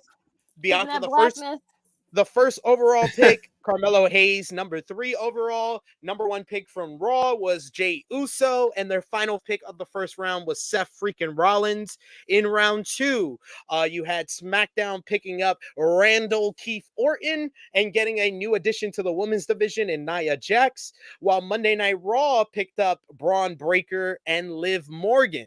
In round 3, SmackDown selected LA Knight and the Bloodline. The Bloodline dropping all the way to round 3 because Roman Right. Reigns He's not removed there. himself from the draft at the start of the show. Meanwhile, Raw picked up Ricochet and Sheamus. And then finally, round 4 of the WWE draft saw the number 1 contender for the undisputed WWE Championship, AJ Styles, go in the 4th round. Says a lot about that WWE Championship matchup at Backlash, y'all. And Andrade moves from Raw to SmackDown. Meanwhile, Monday Night Raw picked up all 4 members of the Alpha Academy, as well as NXT's own Kiana James. So congratulations to Kiana James.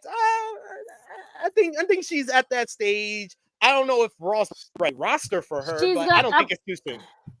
I don't think she's gonna be just like what's the girl that they just let Xylee. How much you want to bet? Jesus. Yeah, Carmelo Hayes come out for his debut officially on SmackDown, and he called his shot and challenged undisputed WWE champion Cody Rhodes for the main event. This led to Cody defeating Hayes in the main event matchup, picking up a big win in his first televised singles match since becoming the undisputed WWE champion. LWO, they picked up a victory as Dragon Lee and Rey Mysterio beat Legado del Fantasma. Post-match, Santos Escobar and Elektra Lopez presented security footage from the night before WrestleMania 40, which showed Carlito was the man who attacked Dragon Lee. This led to Carlito attacking Mysterio and Lee from behind. The Tiffany Stratton versus Naomi number 1 contenders matchup went to a no contest after Nia Jax attacked Bayley at ringside, and then Naomi after she got involved, causing this a no contest as Tiffany Stratton laid out both women with the prettiest moonsault ever afterwards. And then you had Kevin Owens, who went after the Bloodline after last week's beatdown, and but this led to a huge brawl with Tonga into the arena. Solo Sikoa came in to make it a 2-on-1 assault, but it was Randy Orton who finally came down and made the save for Kevin Owens, standing tall with Owens, as this set up Randy Orton and Kevin Owens to face the Bloodlines, Tama Tonga and Solo Sikoa at WWE Backlash next Saturday. So, what did you think? SP a little bit. What happened? Your mic was a little choppy. But fix it. I'll fix it. No worries. What did you think about the draft? Solid picks. Loving that Carmelo was the number 1 pick of first round for number 2 rounds. I mean number 2 pick for SmackDown. I hope that they do great things with him on SmackDown because he's a great wrestler. He's like the future of this company. I see him doing lots of good things. Like you said, AJ Styles being picked number 4. 4th round, not number 4. I mean, round. 4th round. Excuse me. Sorry. Correction. Yes, 4th round. Just like you said, just shows a lot of like what they think. I think that it will be a good match, but it just shows you like what WWE, how they feel about the match per se. Yeah. Them showing Carlito now is. Yeah, so is he a bad guy now? Like, what are we doing? Yeah, he's a bad guy. He's obviously is a bad guy. He attacked his friends from behind. And so lied Santos about it. but Santos been trying to tell him all about this, and look what happened.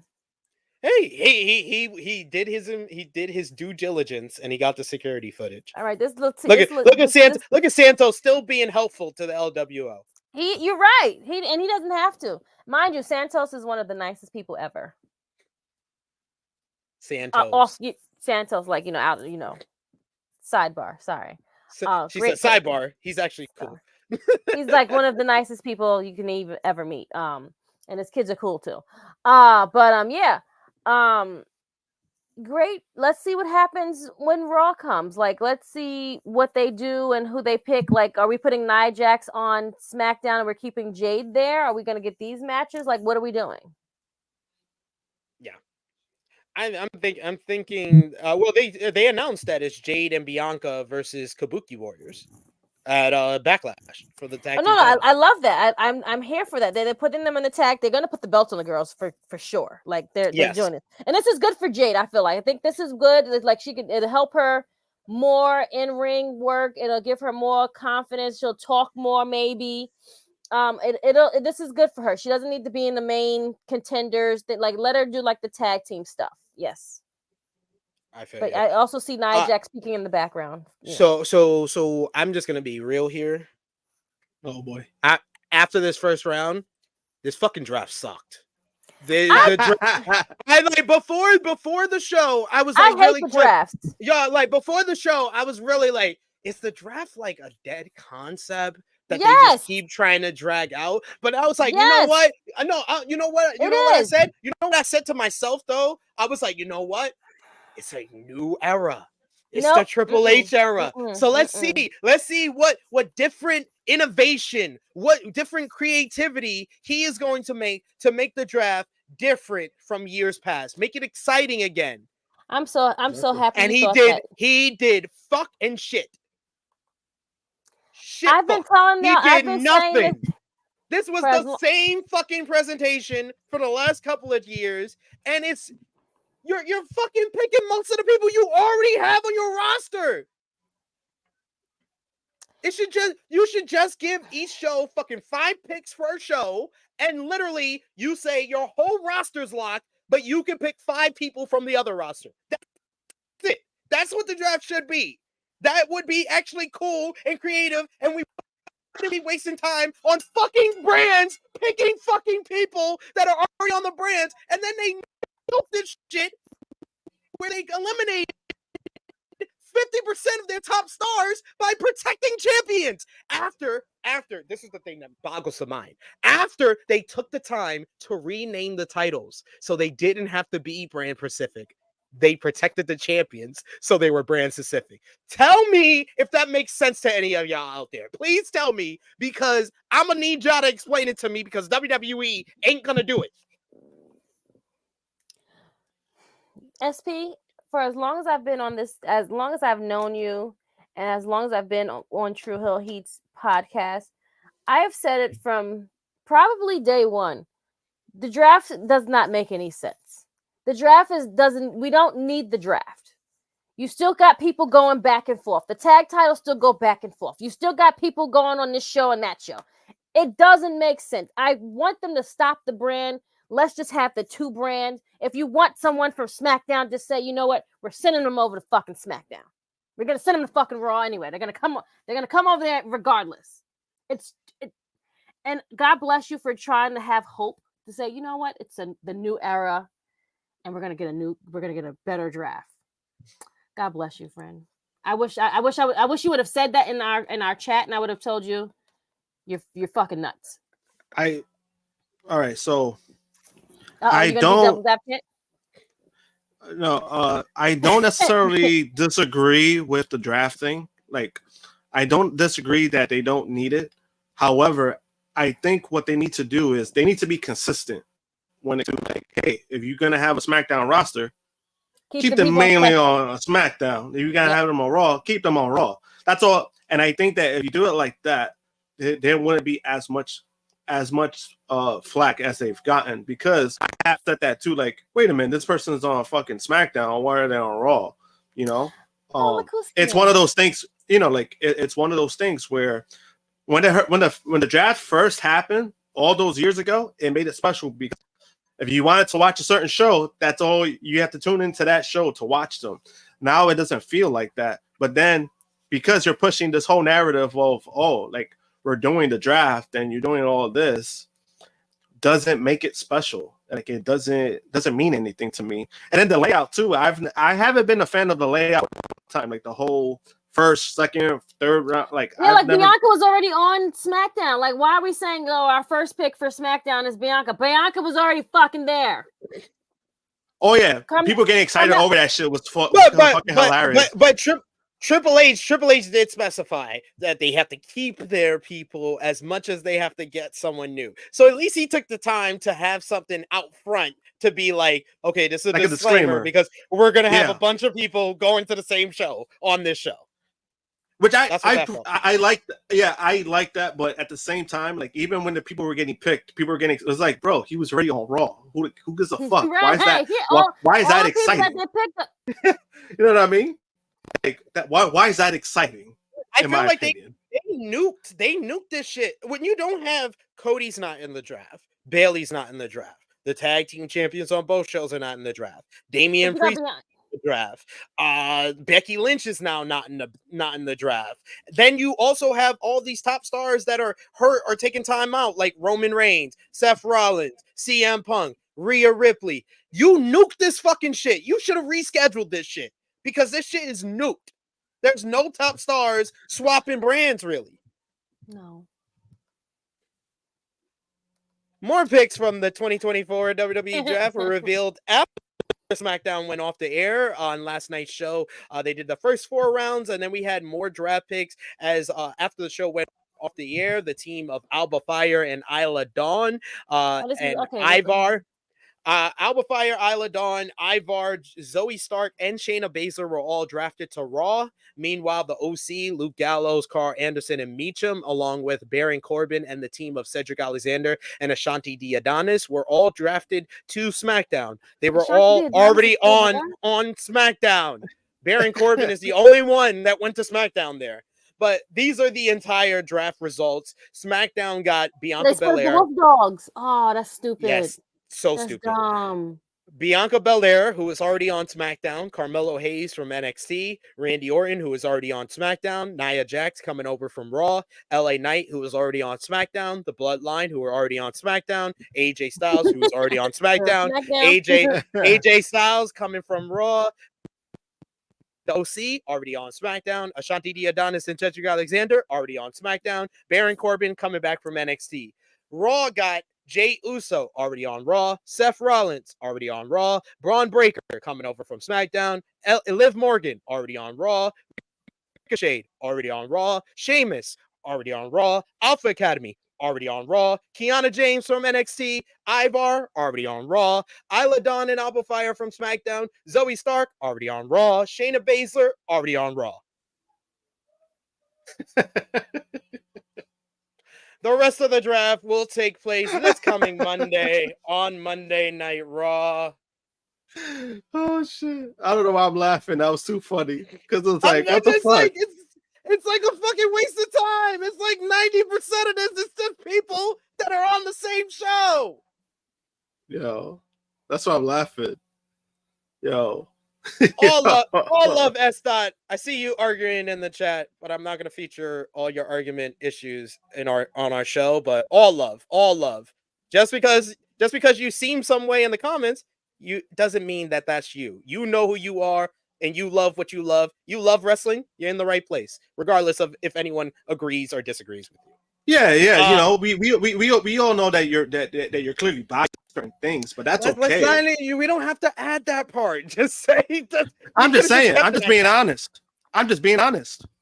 We got another super chat donation. Thank you so much, Chuck Berries, for the super chat. He says, now that Nia Jax is on the SmackDown roster, do you think she will eventually join the Bloodline sooner or later? I would not be surprised. And if you saw me and Romeo, who's here with us, welcome to the show. I didn't know if you were backstage to put something up or you wanted to join the show or not, so I was just going to leave you until you chose to join. That's why I just I thought I was took control. What the fuck? I thought it was I was about to actually add you in, so friend. I didn't know what he was doing back there. He's never up at this time. You know how many times the both of you have been out and I've asked this gentleman to be on this show? So fuck bringing him on stage. No, you put yourself on stage because you never want to show up when I need you. You want to show up now? Fuck that. Wow. What? Oh. All right. My Romeo, hi friend. What?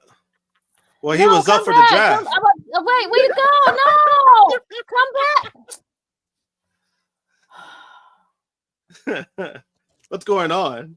I thought I was seeing stuff, and I was like, at first I thought I was seeing stuff, and I was just like, wait, I thought it was like a graphic that he was showing from like maybe like a past like Raw review or something, and I'm like, wait a minute, that Romeo in the the feed? Oh, I didn't expect him to respond like that. I thought he would say something. I was trying to prompt him to have a comeback. He just leaves, coward. I think he's still sleeping. I think he's still like not like fully awake. because I think he went to the wrong stream. Did he go to the wrong stream? You sure? I messaged him. Hopefully he comes back. Let's see. Come back. Come on. Yeah, I gotta play up. No, but I am real. He never comes through when I need him. Okay. Yeah, I'm just saying. I did have to be honest. I'm sorry if that's true. Sorry. No, but we did have the question from Chuck Berry's. Do you guys think that Nia Jax will eventually join the Bloodline? No. I mean, they've been needed a girl in there, but I don't think so, and I also wouldn't want to put like a female in the Bloodline just to like, oh, we need to put a female. I think you needed to make it mean something. Make it mean something, yes. Yeah, you could plug her in, like, but I don't know, like, what would that be like? Like the opposite of. Like, you know what I mean? It needs to make sense. Like, and I feel like right now, if you do add her in, what is the purpose of her? Is it going to add more story or add more pillars to the Bloodline now that Roman is not there? Make it more interesting. Let's see. I mean, they are all related, so maybe this will make the saga continue longer. We'll see. I mean, I don't think it will, but I wouldn't be mad if it did happen. It's just how you execute it. From the halls of LSU and from your favorite parlay pulverizer, it is Romeo. How are you doing, Romeo? You look beautiful today. I love your background. What is I up, love y'all? that. I love that it's purple and glows. Oh, and I love you. that you're wearing purple. I love you. Okay. Such a better intro than your last one. Good one. I heard you guys. I heard your guys' thoughts on the WWE draft. You guys definitely went in on it. I'm here to tell you. Okay. I agree. Whoa! Yo! Oh my God! I feel like this is like an all-time week in Tru Heel Heat history. We had on Thursday, Jimmy Macaram gave Tony Khan the MVP, and Romeo on Saturday agrees with WWE criticism. This is like a history-making week in Tru Heel Heat history. Let me tell you something about this draft. They try to make it like the NFL draft. They did. They really did. They really tried it, but they didn't work. You're not the NFL. Nope. This is wrestling. You can script things to be entertaining. You don't have to be boring. Put a little drama, storyline, something in these picks, like the old days. The old days when the old man and the other old man, the senile old man, where we're going back and forth, draft kicks. That shit was entertaining. You had draft picks who didn't want to be drafted. Why didn't they do Nick Aldis and Adam Pearce saying their picks? They got the personalities for it. You got these war rooms. What is Bubble Ray done? What is he doing drafting? Bro, whatever. I was like, why does Nick Aldis have Bubba Ray Dudley and Teddy Long, and I don't recognize anyone in this Raw room? I don't recognize one out of one face in that Raw room. They got a whole bunch of staffers and coffee runners in that Raw room. I will say when I saw Bubba Ray, it kind of makes me feel like his takes to me. I'm not gonna take his takes serious anymore because it's like he's clearly showing what team he's playing for, and it's like at this point, like, anything he fucking says at this point, it's not gonna matter to me. Well, come on, he's allowed to get a payday with the Dudleys. That's fine. I don't have a problem with that. But it's just this, he's gotten a few paydays. I mean, he's gotten a few paydays, but I mean, as in like a platform he's on, and we know the criticism he gives. At this point, it's like I'm not gonna take him serious anymore. If he's gonna keep coming on WWE TV, because he's gonna play to one side of the coin, and I see it. I already see it at this point. Put some stories in this draft. At one time, you had people being upset that they were traded to a certain brand. That was always entertaining. You'd split some tag teams up here and there. Like, you could tell stories with these.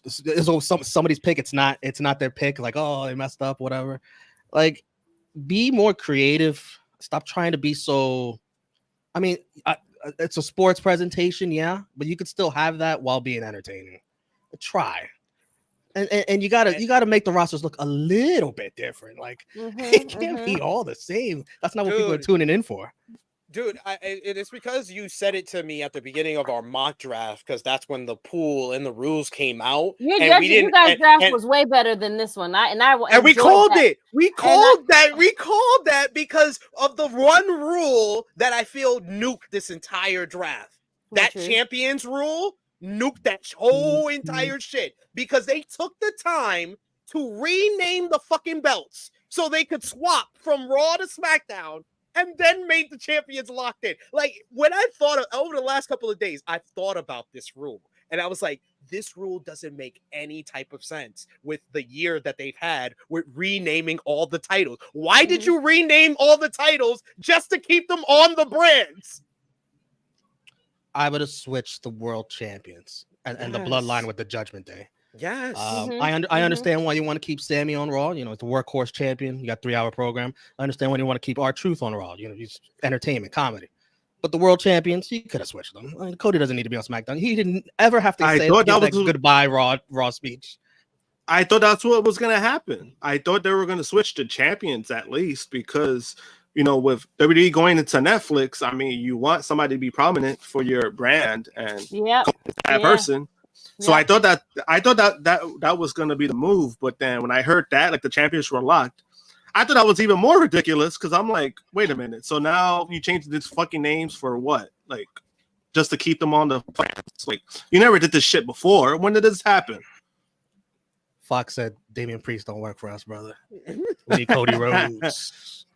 She was like, we're gonna keep Roman Reigns. I mean, they have like 5 months. Like, that's the thing, though. Like, they want Cody, but it's like you're keeping him for the next 5 months, and then your deal's over. So it's like it doesn't even matter. We're going out on top.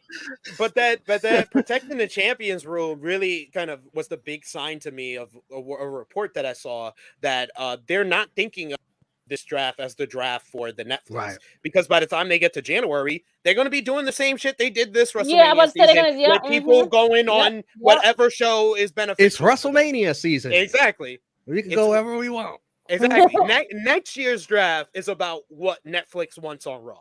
Not correct. Yes, not this year. Yeah, I see that. Yeah, that's a fair point. I just thought, like, going in like that would be as important too, because it's like you want people to have a presentation of what they're getting.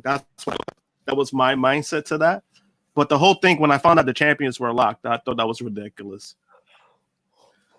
Well, guys, I just wanted to come on here and rant about the draft real quick. I will be on the channel later on tonight. Triple Mania watch along. If you guys, anybody want to join, it'll be 9 p.m. Eastern. This is always a fun time, so check it out then. But thanks, guys. Have a great rest of your day. Okay, one more thing to say to you. What's up? I might want to join you, so don't invite people that I don't like. Oh my god. All right, cool. This fucking guy. He's cool. But earlier this week, WWE announced the rules and draft pools for the draft, and Fightful Select provided a list of the talents that are still employed by WWE but not included in the draft pools. Omos and MVP. Omos has been used mostly on live events, although he has worked TV battle royals. They were both free agents last year, with the storyline explanation being that MVP made it happen. Rhea Ripley currently is out with an injury, is currently expected to stay on Raw. Dexter Lumis, he hasn't wrestled since May of last year, not even on live events. No word on creative plans or if he's even injured. He is on the Raw roster, though.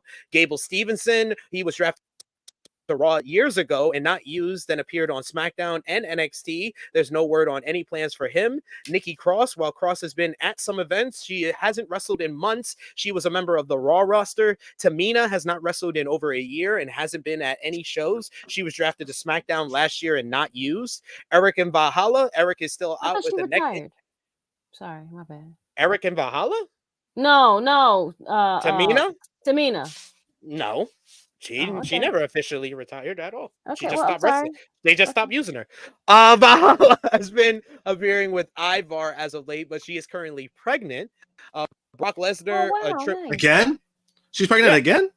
Yeah. What the fuck? Brock Lesnar, Triple H has said he's still with the company in spite of recent allegations he has been tied to. He is listed as a free agent from last year. Sonya Deville, she was previously on Raw and is currently out with a knee injury. She's expected to be back this summer. Rich Holland, he's on NXT and is expected to stay there. Flair and Shotzi, they are both with injuries and will be back both later this year. Both are on SmackDown, excuse me. Jimmy Uso, Jimmy was taken out in storyline and is dealing with an actual injury. Carmella and Alexa Bliss, both are on maternity leave, and they were also not included in last year's draft. And there are also notable inclusions in the draft, particularly of wrestlers with recent storyline changes or those who have been absent. Braun Strowman, WWE typically doesn't include injured wrestlers in order to give them more flexibility when they come back. Strowman has been out for a year with a neck injury, but he's close to being cleared. Giovanni Vinci, after being kicked out of Imperium, he is now listed as a solo talent, and he is on the Raw roster at this time. Odyssey Jones, he was drafted last year but didn't appear on the main roster. He is listed as Raw, but worked SmackDown dark shows. He's also worked speed tapings. Seth Rollins is out with a knee injury but was still drafted last night. Logan Paul, he's not in the draft pool and will stay on Raw due to being U.S. champion. And Cody Rhodes was moved to Raw after he became WWE champion. Hopefully, night 2 will be better than night 1. That's all we can do is be hopeful, folks. Hopeful. Keep your fingers crossed. Sure. Let's be hopeful. Yep. I don't know what I'm being hopeful for, but we'll talk about it next Saturday. We'll see. Last Monday's Monday Night Raw, they did 1.597 million viewers. The show was centered around crowning of a new women's world champion as Becky Lynch last eliminated Liv Morgan to win a fun battle royal and become the new WWE Women's World Champion in the main event. World Heavyweight Champion Damian Priest, he had a confrontation with number 1 contender Jey Uso, had their first face-to-face confrontation ahead of Backlash, which ended with Jey hitting a super kick on Damian Priest thanks to JD McDonough. However, this led to Andrade and Ricochet beating the Judgment Day's McDonough and Legado del Fantasma's Santos Escobar in tag team action. Post-match, Priest came down to lay out both Andrade and Ricochet, proving his point of the night that he doesn't need the Judgment Day needs him. Awesome Truth beat DIY in a good opener to retain the World Tag Team Championships. Post-match, Tommaso Ciampa refused to shake hands with the champs. Gunther made his return, and for the first time since losing the IC title at WrestleMania, he announced that he was declaring for the King of the Ring tournament. This led former King or Xavier Woods and Kofi Kingston of the New Day beating Imperium in tag team action. However, post-match, it was Giovanni Vinci who was kicked out of Imperium as Ludwig Kaiser finally turned on him in a brutal attack that pleased Gunther. Sami Zayn, the new Intercontinental Champion, was attacked backstage by Bronson Reed, but his other rival, Chad Gable, explained his heel turn and how Sammy provoked his attack. He then cut scathing promos on all the members of Alpha Academy and made them promise to help him win the Intercontinental Championship. What did you think of Raw this week, Krssi Love? One of your favorites, Becky Lynch becoming the new champion. Do you think WWE made the right choice? I knew it would be down to those last 3 girls, Nia, Liv, Becky, because those are the girls that are on that show, and they're, the credible ones that can actually hold the title. I was rooting for Nia, but I guess you can't go with another heel because we just had a heel, so we need a baby face. So the baby face will now be either, and then Liv is kind of teetering the fence, I want to say, she wants to be face, but then she's a heel. So, but Becky, you thought Becky was gonna be off for a little while because you're gonna be home with Seth. No. Sorry, Jonah Moxley, you don't get a vacation either. You don't get a vacation. You're working, bitch. So sorry, Rebecca. Yes. But it makes sense on why they put it on Becky. She's gonna have fights with Liv. Oh, because Liv is on there still, right? She didn't get drafted over to SmackDown. Yeah, no, Liv's on Raw. Liv's still Yeah, on well, Raw. so she'll have feuds with so Liv and Becky will now have a couple of feuds probably. I And think Liv's yeah. going to be the one that beats Becky. I think the whole Yes, point I to think have yes. Becky win the Yes. Battle Royal because it means more for Liv to beat her for the title than win a Battle Royal. Correct. So that's I see what they're doing. Let's hopefully her run the Liv's run will be better than the first one. We'll see, you know. Let's see. But I was pulling for Nia Jax though. So, but I mean I'm not mad at that Becky one. Love Chad Gable's promo was great. He was spitting some bars. Why are we breaking up Imperium? Makes no sense to Dude, me. it's like, yo, like You guys, I've been yelling at the TV for months now. Please don't break up Imperium. Stop like trying what? The to whole break up point of Imperium.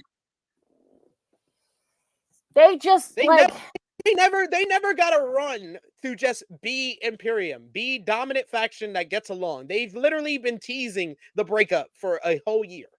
like, and now we're gonna see the two of them go at each other, which we don't want to see.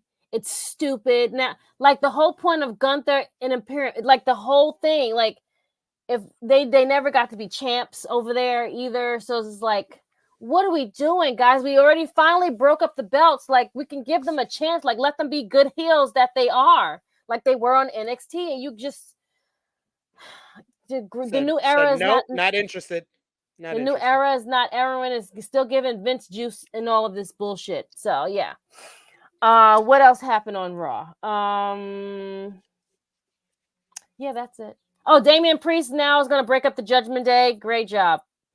I mean, I kind of already saw that coming because it's been feeling like for months they've been positioning Rhea and Priest to become baby faces out of Judgment Day. But I will say, I see maybe Rhea, but not Priest. But okay. Hey, the one thing that got me most excited for the future on Raw was the little stare down between Dominic Mysterio and Liv Morgan because I can't wait for Liv and Dom to start fucking, and then it pisses off Rhea, and then they have a wedding, and then Rhea returns, and that's gonna be great. It's gonna be great. Awesome stuff. Can't wait. Josh, do you think they made the right choice with Becky winning the title? Yes. I do too. In retrospect, I don't think it's the Becky Hogan that we were seeing that was trending on Monday. I don't think it's anything like that. Yeah, I think the whole Becky Hogan thing, I think it was a little exaggerated. Because I'm pretty sure if you ask Becky, hey, do you really want the title? She'll probably will tell you, but when it comes to the business of things, I think she knows what's right, what's wrong within right. So I don't mind it. I know a lot of people wanted Liv to win. I think it's a little too soon for Liv, especially with just the heel turn just happened last week. Now you kind of give her the belt, what you're kind of building up. Have her build up her heel character. This is something new for her. You build it up, right? She has more animosity because she was number 2 in the Royal Rumble. She was number 2 in the Elimination Chamber, and she was number 2 in this Battle Royal. So you built to that. You built something meaningful, and then when she finally wins, it can mean something. Because remember, her first title win was a fucking cash-in, and they had to be a heel while being a face, and then the shit just went nowhere. So with this, you could just build up her character, you build it up, and then when she finally wins, it's in a meaningful match, it's a meaningful rivalry because she hasn't beaten Becky Lynch. So there you go. I like it. WWE has been opting for more and more risque language and segments on television in recent weeks, with The Rock and Paul Heyman in particular dropping F-bombs. According to the Wrestling Observer newsletter, the PG era is believed to be officially done in the WWE. Although no official decision has been made, this doesn't mean the TV shows will be changing, but it has been discussed. Whatever decisions gets made, it will be done by the end of the year when Raw goes to Netflix and NXT goes to CW. What content will air will depend on what those broadcast partners want and what sponsors are comfortable with.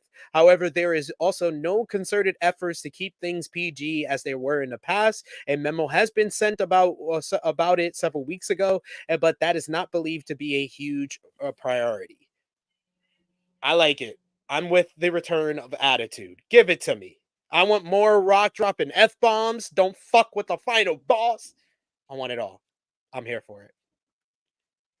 Stamp of approval from me. Fuck that. Yeah, you could be mature rated, and you don't have to do like all this shit that happened in the Attitude Era. You could just do subtle things. You could do the cursing. You could do stuff like that. I'm all fine. Don't give us blood, so it's like whatever. Yeah, I mean, yeah, you know, like I'm all that. If you just do it in a sense where it's subtle, it's not over the top. I think it's okay.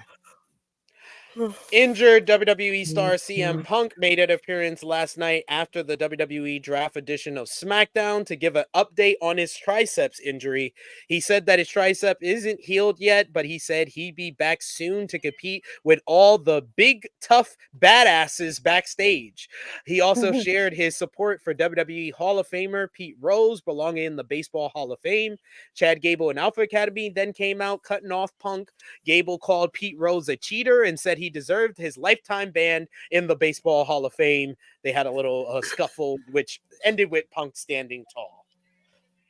But Punk's on his way back. We shall see. He should probably be here by the summer, so you don't have to wait all the way till next year's WrestleMania for that.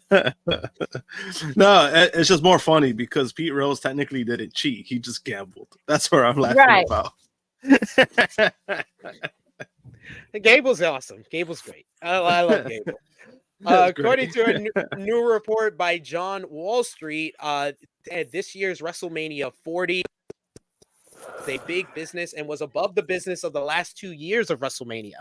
The event brought in $38 million in ticket sales with a 78% increase over WrestleMania 39 and 147% increase from the gate figure for WrestleMania 38. For comparison, WrestleMania 39 had a reported gate of 21.6 million, while WrestleMania 38 had a gate of 15.6 million.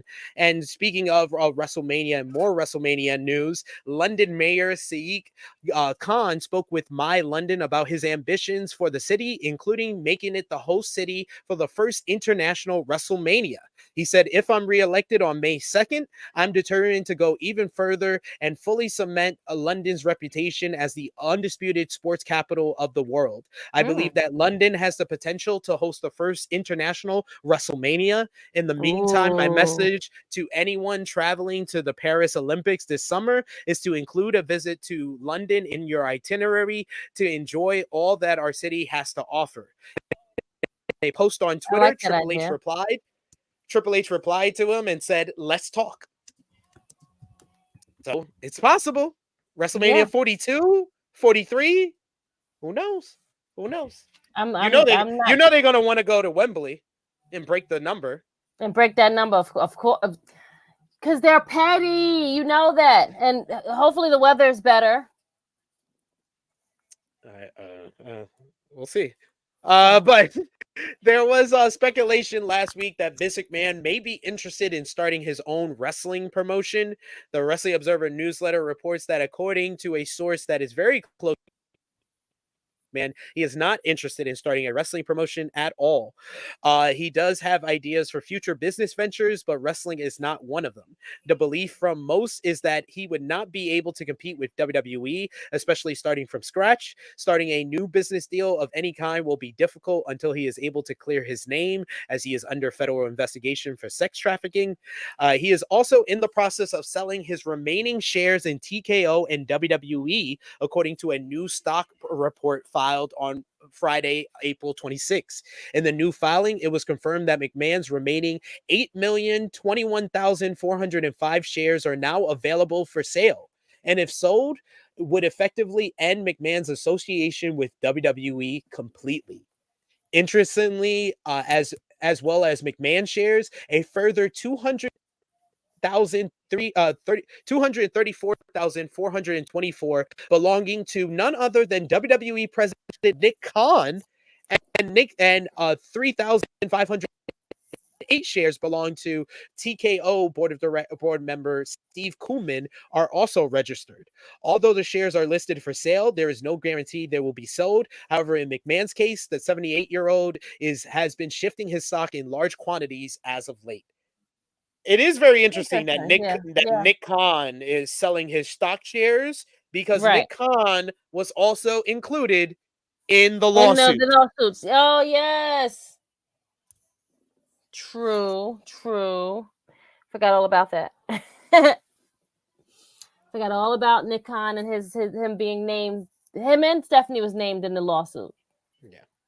So, not the best look here. Just want to say. I'm just saying. Frantic World says WWE really trying to have WrestleMania in London. And yeah, I agree with Estot. It is so weird that WWE has not announced WrestleMania 41 location as of yet. Because they haven't picked this place yet. That's why. They usually do name the next location right during WrestleMania. But it's not so much that they're not picking it, it's the cities that are bidding on it. And because the previous WrestleManias were all booked before Nick Khan came into power. This is the first location Nick Khan is choosing himself. Oh, he is. So that's another factor too. Oh yeah, well. That's why he's pushing. That's why he's pushing for Vegas. You kept the he's like caressing them. Like, hey, we want Vegas. We want Vegas. Come on, come to Vegas. Come to Vegas. Nobody wants it in Minnesota. Nobody wants it in Minnesota. Who the fuck is gonna go to Minnesota for it? You know what I mean? If you go to Vegas, you're gonna go to Vegas. People will go to Minnesota. They're not gonna want to, but they're gonna go. Yeah, they're gonna go. I mean, in retrospect, yes, but I mean, in comparison to Vegas, that's an easier sell to Vegas. Vegas is an easier sell. More money. They can do more there. There's more like convention centers. There's more stuff to big. But I guess they want to go. Money. It's a bigger payout. It's a bigger payout in Vegas. I think they wanted like it's something more like if you do Minnesota, something like how Philly was just like brought so much money and attention to Philadelphia. That's their thinking of like. Let's bring this city. Let's bring people and eyes to this city. Let's do this instead of let's go into the obvious choice, which would be Vegas. That's their mindset. And it's also they've never done a Mania in Minnesota. They've done a Mania in Vegas before. It's one of the worst WrestleManias ever, but still they've done it. But then also, Minnesota's like an armpit, so I mean, I guess. Damn. I've been to Minnesota. Well. It's not that bad. Jesus. Right. I'm about to say sheesh, like I mean, it's dull as fuck. We need a disclaimer for Josh right now, friend. Who has ever, to be honest, who has ever said I'm going to Minnesota for vacation? That's a fair question, right? No one. No one would say that. No one is saying that unless you're a big fan of the Mighty Ducks. I mean, I don't even think then you would. That's about it. But you have to see money wise and where they can potentially make money and bring people. You got to think about flights, hotels, like things like all of these things play a whole big toll in all of these things. Where can we have this super fest store bullshit like that? Where can we do these like whole like where can we have these things stationed? You got to think about this, and you have to look at the city. If the city does not have these things laid out, then they're not going to go to those cities. You have to the city has to have these type of things laid out. Now they don't. Like whoever city where they throw the most money, that's what's gonna take either way. But whoever pays, they'll find it. Well, like they'll still find a way to make those things work out. But it's just like because of if you having me choose two cities, right? They used to say, hey, which one you think would be better, Minnesota or Vegas? It's gonna be Vegas because of the bigger. It's a bigger payout. Sorry, Annika, you do that. That is a good point. Prince is from Minnesota. I will go see Prince's place in Minnesota.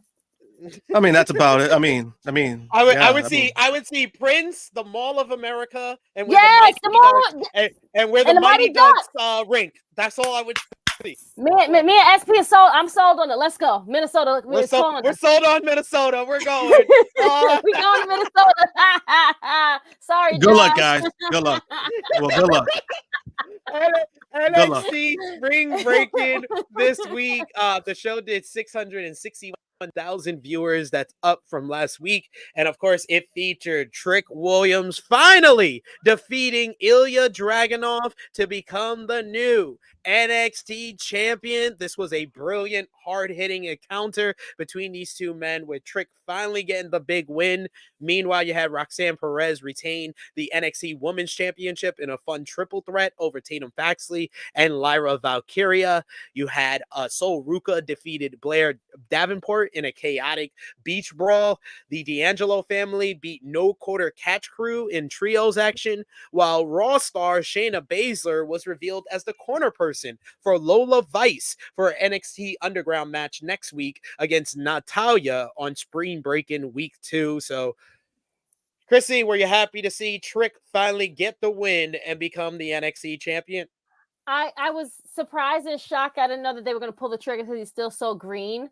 But hey, let's see what happens. I guess because Ilya is going to most likely be drafted, so we have to like move him over. But I figured they would draft the champ and then like let's do a tournament. You know, stupid shit like that I usually do. But I'm fine with it. It's fine. Great ending of the show. Add another black champion for the weekend we've had. So sure. We black, y'all. I'm blackly we black. We blacker than black, and we black, y'all. Yeah, it's kind of crazy though, right? You have Moose, you have Trick Williams, you have Swerve, you have Cody Rhodes. Who else? Devontae. No, get this man out of here. Leave. Bye, nigga. No, stop it.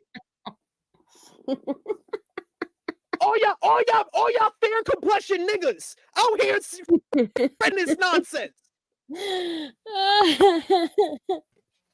Come on, man. He was with Martin Luther King. There's proof. There's a picture. He was with Martin Luther King.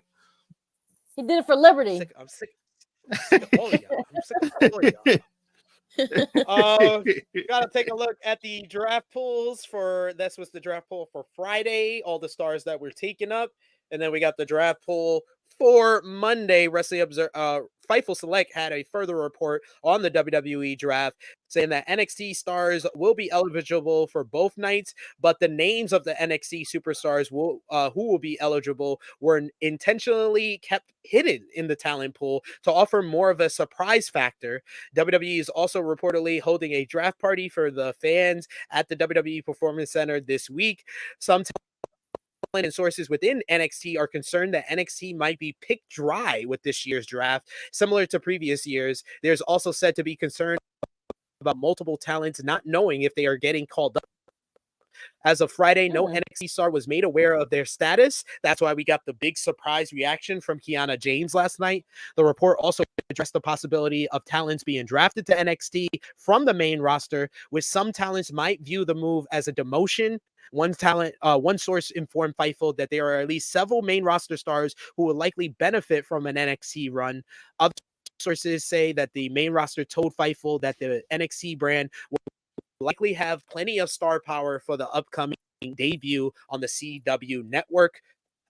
I foresee on Monday Ilya Dragunov, Lyra Valkyria, and the NXT tag team champions Nathan Frazier and Axiom being drafted to the main roster. Josh, Krssi, if you can name one or two NXT stars, who do you think may get called up on Monday?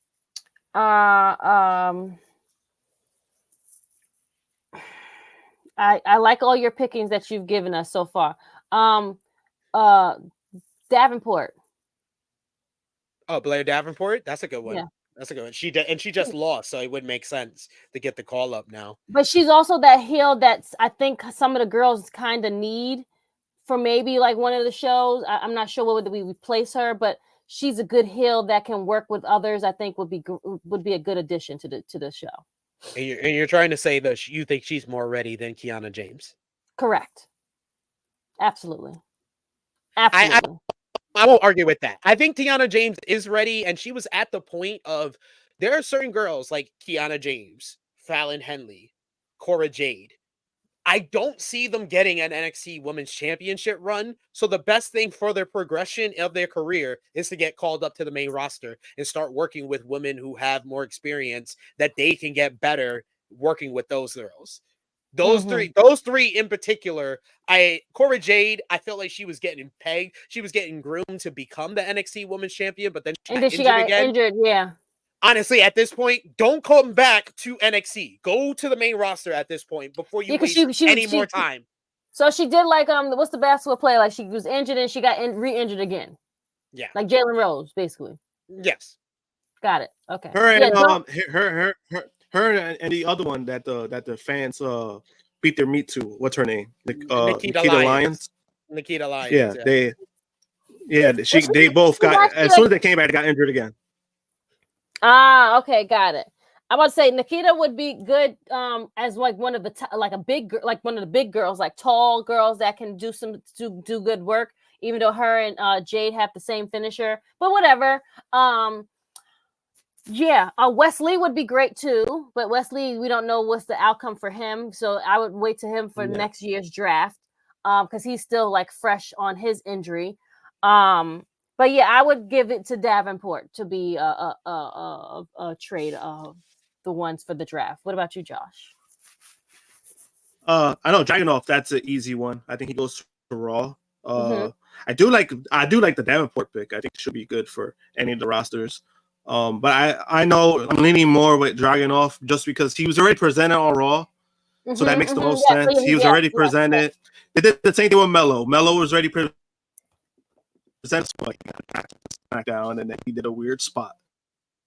That's what happened. But I would Dragunov is definitely the main person. That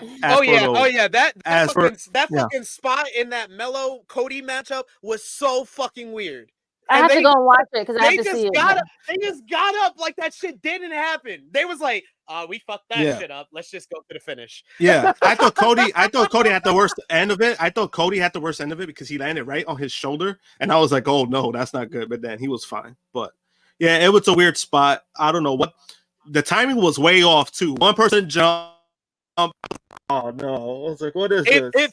It felt like they were going for the Ricochet Carmelo spot from 2 years ago, but they like or the Logan Paul Ricochet spot, and they just completely whiffed on that shit. Like the timing was off. Melo jumped too soon. So bad. Yeah, it looks so bad. Melo jumped too soon. Yeah. So what happened was that Melo jumped. He jumped. The jumping itself wasn't bad. It was the timing that fucked up everything because Melo jumped too soon, and then Cody jumped. So it just looked so fucking stupid. The whole spot just looked retarded. Like it just looked. I was like, what was the point of this?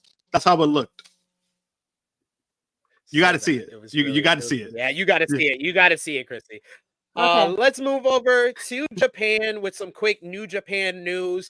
Yota Tsuji has become my new favorite because this man just be saying all the shits about AEW and New Japan. Yota Tsuji has taken issue with AEW's decision to have Jon Moxley defend the IWGP World Heavyweight Championship against Powerhouse Hobbs on this week's Dynamite. Tsuji, who was the 2024 New Japan Cup winner, expressed his issues with the matchup to Tokyo Sports. He said, "Where was the value of IWGP? If Jon Moxley has agreed to be the champion, then he certainly has the right to fight for the title. The problem is that New Japan Pro Wrestling didn't say anything about it. What is that feeling? I wonder if they don't feel any discomfort with that. I feel nothing but disgust and displeasure." Jon Moxley versus Yota Tsuji, Dominion. Book it. Dominion. I think that's why. I think that's why he said that. I think it's a storyline based. I think they're going to do the Naito rematch. That's like the biggest match they can give Moxley for the title. If he's still champion, is the Naito rematch. That's why I said you do Tsuji in Japan, because that's where he's going to get the big reaction. Tsuji won't get that big reaction in America. Naito would. But yes, definitely. New Japan Pro Wrestling announced this week that the company will be fully acquiring all stakes to Bushi Road. Henceforth, Bushi Road fight under the new agreement. It will be named Stardom Co. and become a fully owned subsidiary of New Japan Pro Wrestling. The change will be in effect starting June 28th. So basically, Stardom is under the management of New Japan Pro Wrestling and not Bushi Road owning both companies now. All they needed to do was get rid of Rossi's fucking grooming ass. Fucking groomer. In a post on Twitter, Mustafa Ali refuted a recent report that he will not be at New Japan Pro Wrestling's Resurgence next month in California. Cassidy Haynes of BodySlam.net, one of our friends of the channel, he made a report that said Ali wouldn't be in the Best of Super Juniors tournament because he refused to lose. Hayes claimed that Ali wanted to remain undefeated in the tournament, which caused issues with New Japan and caused him to not be part of this year's tournament. He simply wrote in reply, retweeting the post. He said, LOL.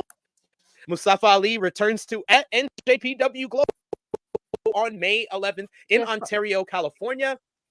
I'm just going to pull back the curtain a bit here. I did send our interview with Mustafa Ali to Cassidy Haynes once his report was out, so he could get Ali's answer of why he's not in the Best of Super Juniors tournament, because we did, in fact, ask Ali that. So if you want to find out that answer, go over and check out our interview. Okay. Any thoughts on any of those New Japan news? Josh, Krssi? When it comes to the Ali stuff, I was like, no, not my guy Cass. Don't tell me don't tell me he got worked. Like, please don't tell me. That's just how I felt about that. In regards to the other stuff, Mox, I don't know. I think it's interesting. I think the whole Suji thing, I think, is being blown out of proportion. I think it's storyline based. He knows what he's doing, so I'm not gonna put too much stock into that. He made some fair points. I would say he made some fair points. I'll leave it at that. And then everything else he's about. It was you said New Japan is basically running Stardom, right? That's what you said. Starting June 28th. Or starting June 28th, which I think it could be a good move. You need somebody, something prominent for that, because of this guy working with WWE.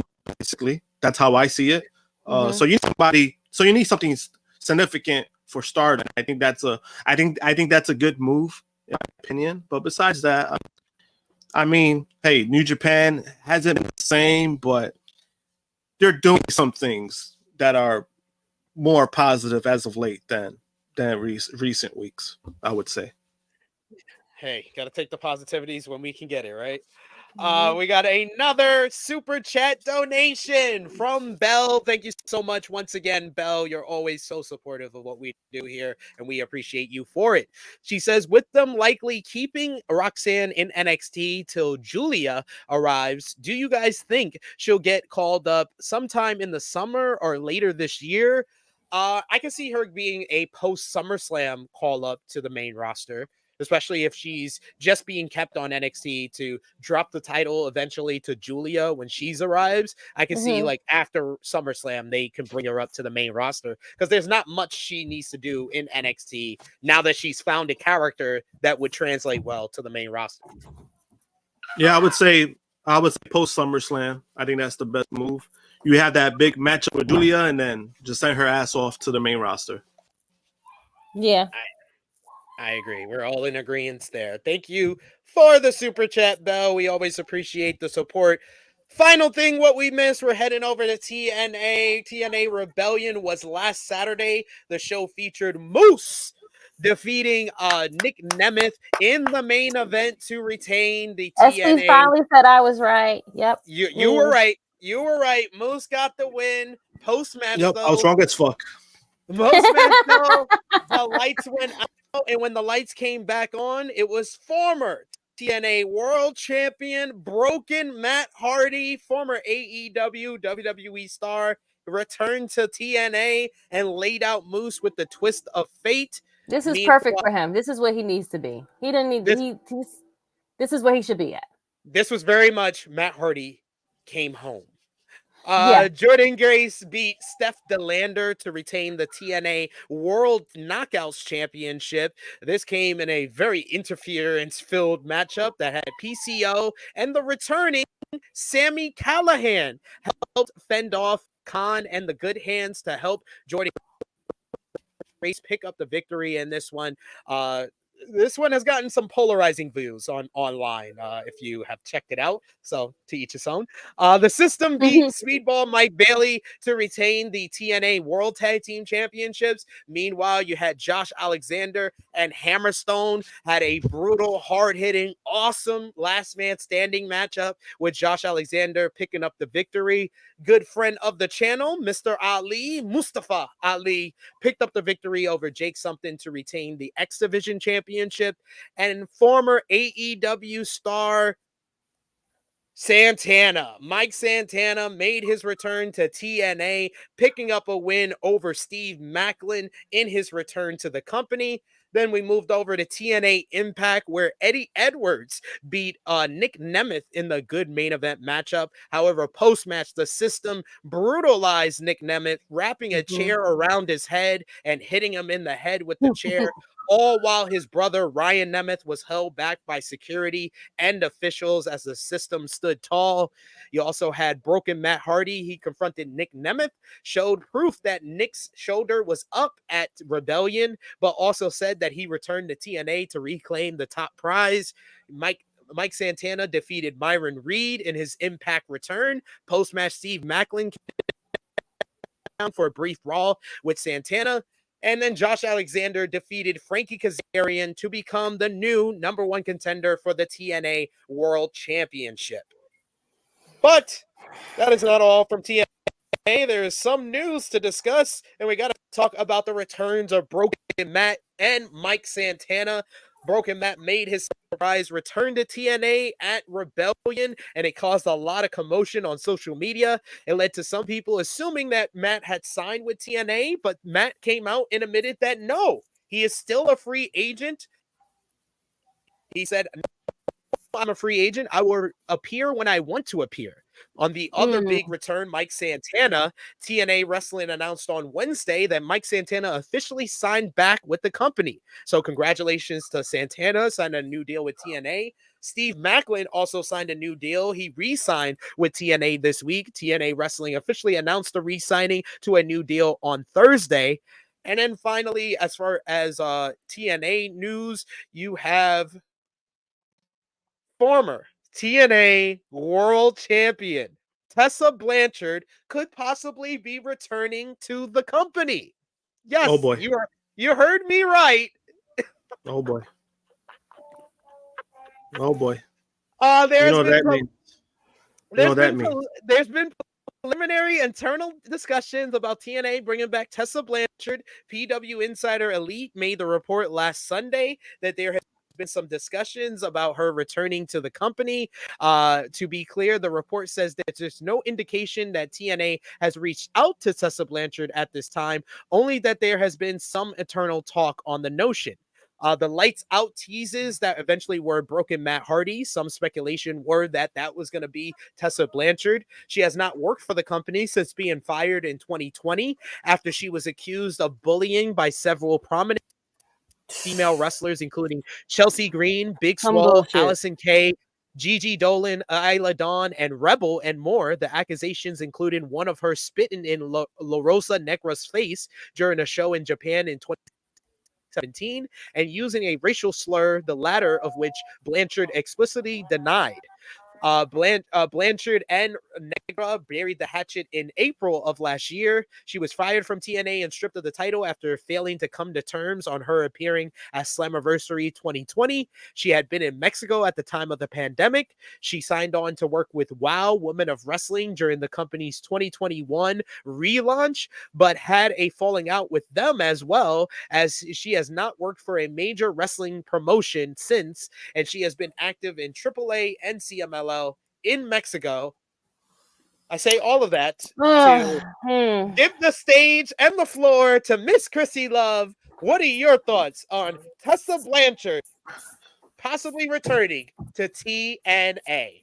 TNA don't trust that they have a great girls roster, and they don't have anything else to do, so they want to go and get that fuck girl of a person to be on their roster.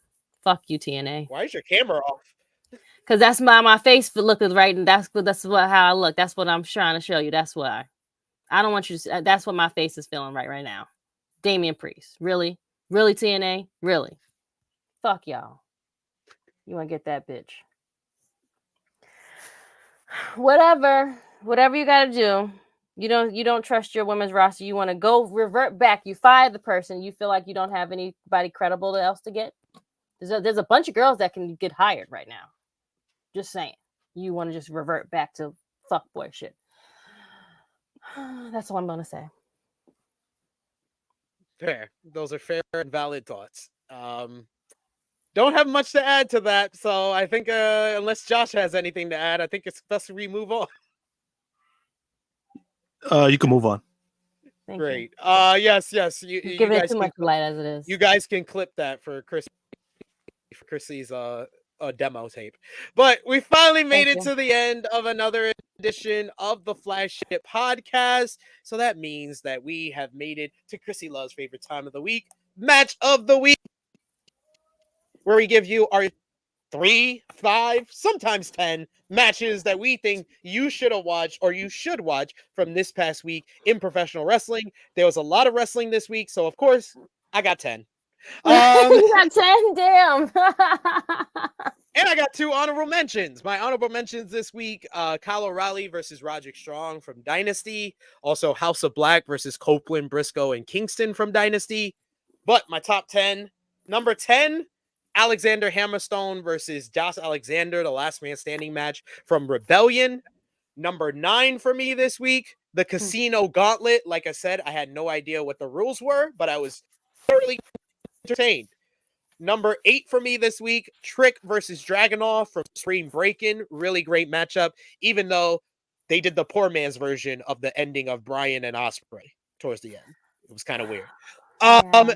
Number 7, you had Timeless Toni Storm and Thunder Rosa. Like I said, one of the best AEW Women's World Title matches on pay-per-view. Number 6, Swerve versus Samoa Joe, the main event of Dynasty, the crowning moment for Swerve. Number 5, The Elite versus Pac and FTR from Collision last week. Number 4, Blackpool Combat Club and Don Callis family from Collision last week. That was great. Jesus. The Bunkhouse Brawl. Number 3, Young Bucks versus FTR from Dynasty. Number 2, Okada versus Pac from Dynasty. And number 1, pretty obvious, Will Ospreay, Bryan Danielson, Dynasty. Probably my match of the year right now. Krssi Love.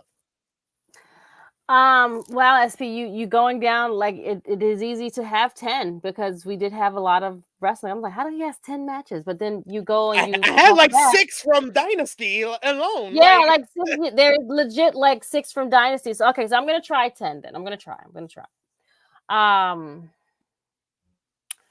From Dynasty, FTR, and the Young Bucks. Well, no. Okay, well, I'm just gonna give you matches because I don't have a particular order. I just like. Go ahead. So that's FTR, Young Bucks. Okay. Then we have O'Reilly and from Dynasty as well. Yes. Toni Storm and Thunder Rosa, Dynasty. The Gauntlet match from Dynamite. From Dynamite. Thank you, friend. Dynamite. Yes, from Dynamite. Thank you. Well, I'm gonna put the women's Royal Rumble there because of Becky Lynch winning. I'll put that in there for the women as well. Trick Williams and Dragunov, great match. How many am I at now? We're up to 7. 7 so far. That's a 7. Okay. Yeah.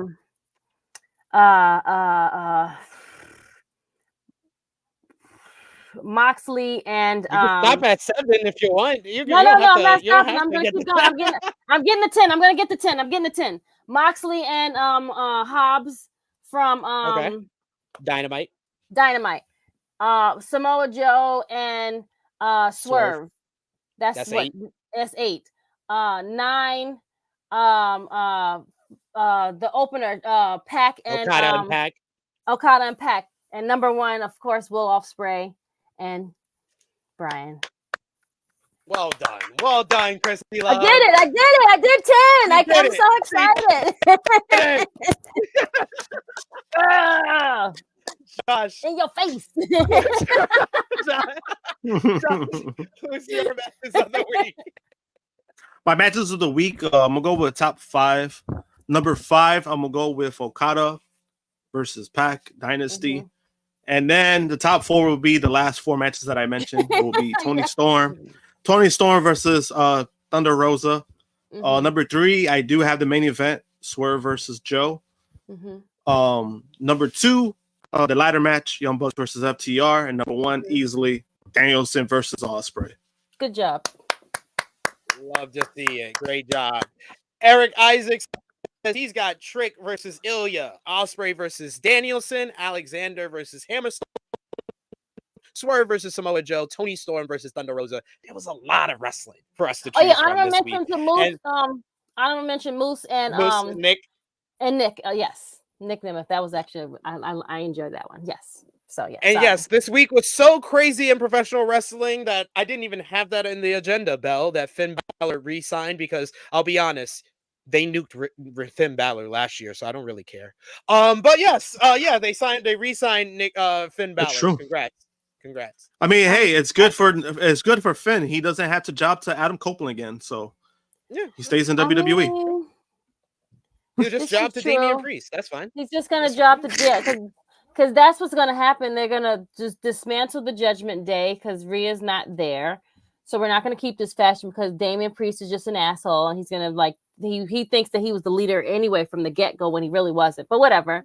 He's gonna he's kind of right. A lot of things. I mean, Dom and they're losers. So yeah. I understand what he's saying. They definitely need him more than he needs them. That's for sure. But that brings us to a close on another edition of our flagship podcast. I want to thank Miss Krssi Love and Josh. We had a lot to get through, but we made it. We made it through mic issues, through Romeo invasions and everything. But Krssi Love, let everybody know where they can follow you on social media and when they'll see you again. Okay, friends. So yes, you will see us again. Watch myself and SP as we review Dark Side of the Ring. We've dropped 2 episodes yesterday. Or was it 1? Yes, 2 episodes. We dropped 2 episodes yesterday. So if you have a chance, please go and watch that. We'll be doing Sensational Sherry's this week. So be on the lookout for that one. Other than that, you can find me on Know Your Role, bodyslam.net, Friday nights with Stephanie Hypes. I was not there yesterday, so we had Justin filling for me. Well, I'll be back this Friday, so don't worry. Servant Facing Hills is back tomorrow. So please, if you are available tomorrow morning, join us as we will talk, as we have a lot to go through. So we're going to be there speaking a lot and doing what we do best for Servant Facing Hills on Sunday mornings. Other than that, I'm on IG, Krssi Love _1. Tru Heel Krssi Love is on X, Twitter, just my plain name on Facebook. And that's it. Follow me, at me. I do roundtables. I do reviews. I'm on other people's shows if they invite me. And we have a great time. Thank you again. And yes, that's where you can find me. Josh, the good brother. Josh, where can they find you? Because then I have to ask both of y'all an important question before we sign off. But go ahead. No problem. Josh. Okay. Follow me, JMPunk321, Twitter and Instagram. For the podcast, I'll be back on the 18th because May 4th, I'm at the Makers Fair in Queens, New York. It's gonna take place. I'm trying to remember what it is. It's a comic book shop. I think it's comic book show. It's Royal Collectibles. That's the comic book shop that's running it. It's kind of like that. It's a smaller event. So I'm doing that, and then on May 11th, I'm doing Comic Fest in White Plains. That's more of like a variety of like comic books, artists, cosplaying, all that stuff. That's gonna be up there. So I'm doing those 2 events. So I'm doing those 2 events the next 2 Saturdays. So I'll be back the 18th. Well, that's funny because that's what my question was going to be, because next Saturday is actually Backlash. Backlash starts at 1 p.m. The pre-show starts at 12 p.m. So my question was, are we moving Tru Heel Heat to Sunday? Oh, I can do Sunday. Sunday I'm not available because I'm booked for a restaurant, so I can't do it Sunday. This guy is all booked up. Man. What about you, Miss Krssi Love? Sunday, providing the time, I think I can be available. If not, you want to do it early the morning before? Or would that be too early? We could do it on Saturday morning, but we would have to do it like 10 a.m., which I'm fine to do 10. It's up to you. You let me know. Well, let me know about Sunday. We'll figure it out. We'll update all of y'all. But yes, we may be here on the 4th. We may be here on the 5th. You'll definitely get content because we got the watch party next Saturday for Backlash for sure. So we'll figure out if Backlash being is in France, right? Damn, I forgot all about that shit. Okay, but it should be yeah. I mean, I didn't get drafted. I'm still representing the brand. Every time I go to I do the shows, I actually do promote the channel as well. So appreciate you for that. But yes, you can follow me on the Twitter machine at Tru Heel SB3. You can follow me at Tru Heel SB3. Follow the gang, Facebook, Twitter, Instagram, TikTok at Tru Heel Heat. Patreon.com/Tru Heel Heat. $3 a month gets you exclusive content. It's the best place where you could support us when we're not here on the channel, as well as Pro Wrestling Tees, foryourwear.com, where you can get your merchandise as well. But go over and check out all the great content we got on the channel right now. Our Dark Side of the Ring reviews, AE Ramble. There's much, much more to enjoy. Tomorrow morning, we got Servant Face and Heels. And tonight, 8 p.m. Eastern, Romeo will be live with the Triple Mania watch party. So join us for that as well. And subscribe to Tru Heel Heat Sports and Entertainment, because following Servant Fates and Heels tomorrow, we'll be live over there with our X-Men 97 review for episode 7. But for Miss Krssi Love, for the True Jaw Josh, it is me, your Tru Heel Phenom SP3. This has been Tru Heel Heat 274. Dynasties, drafts, and drivers. We are signing off until next time. Laters.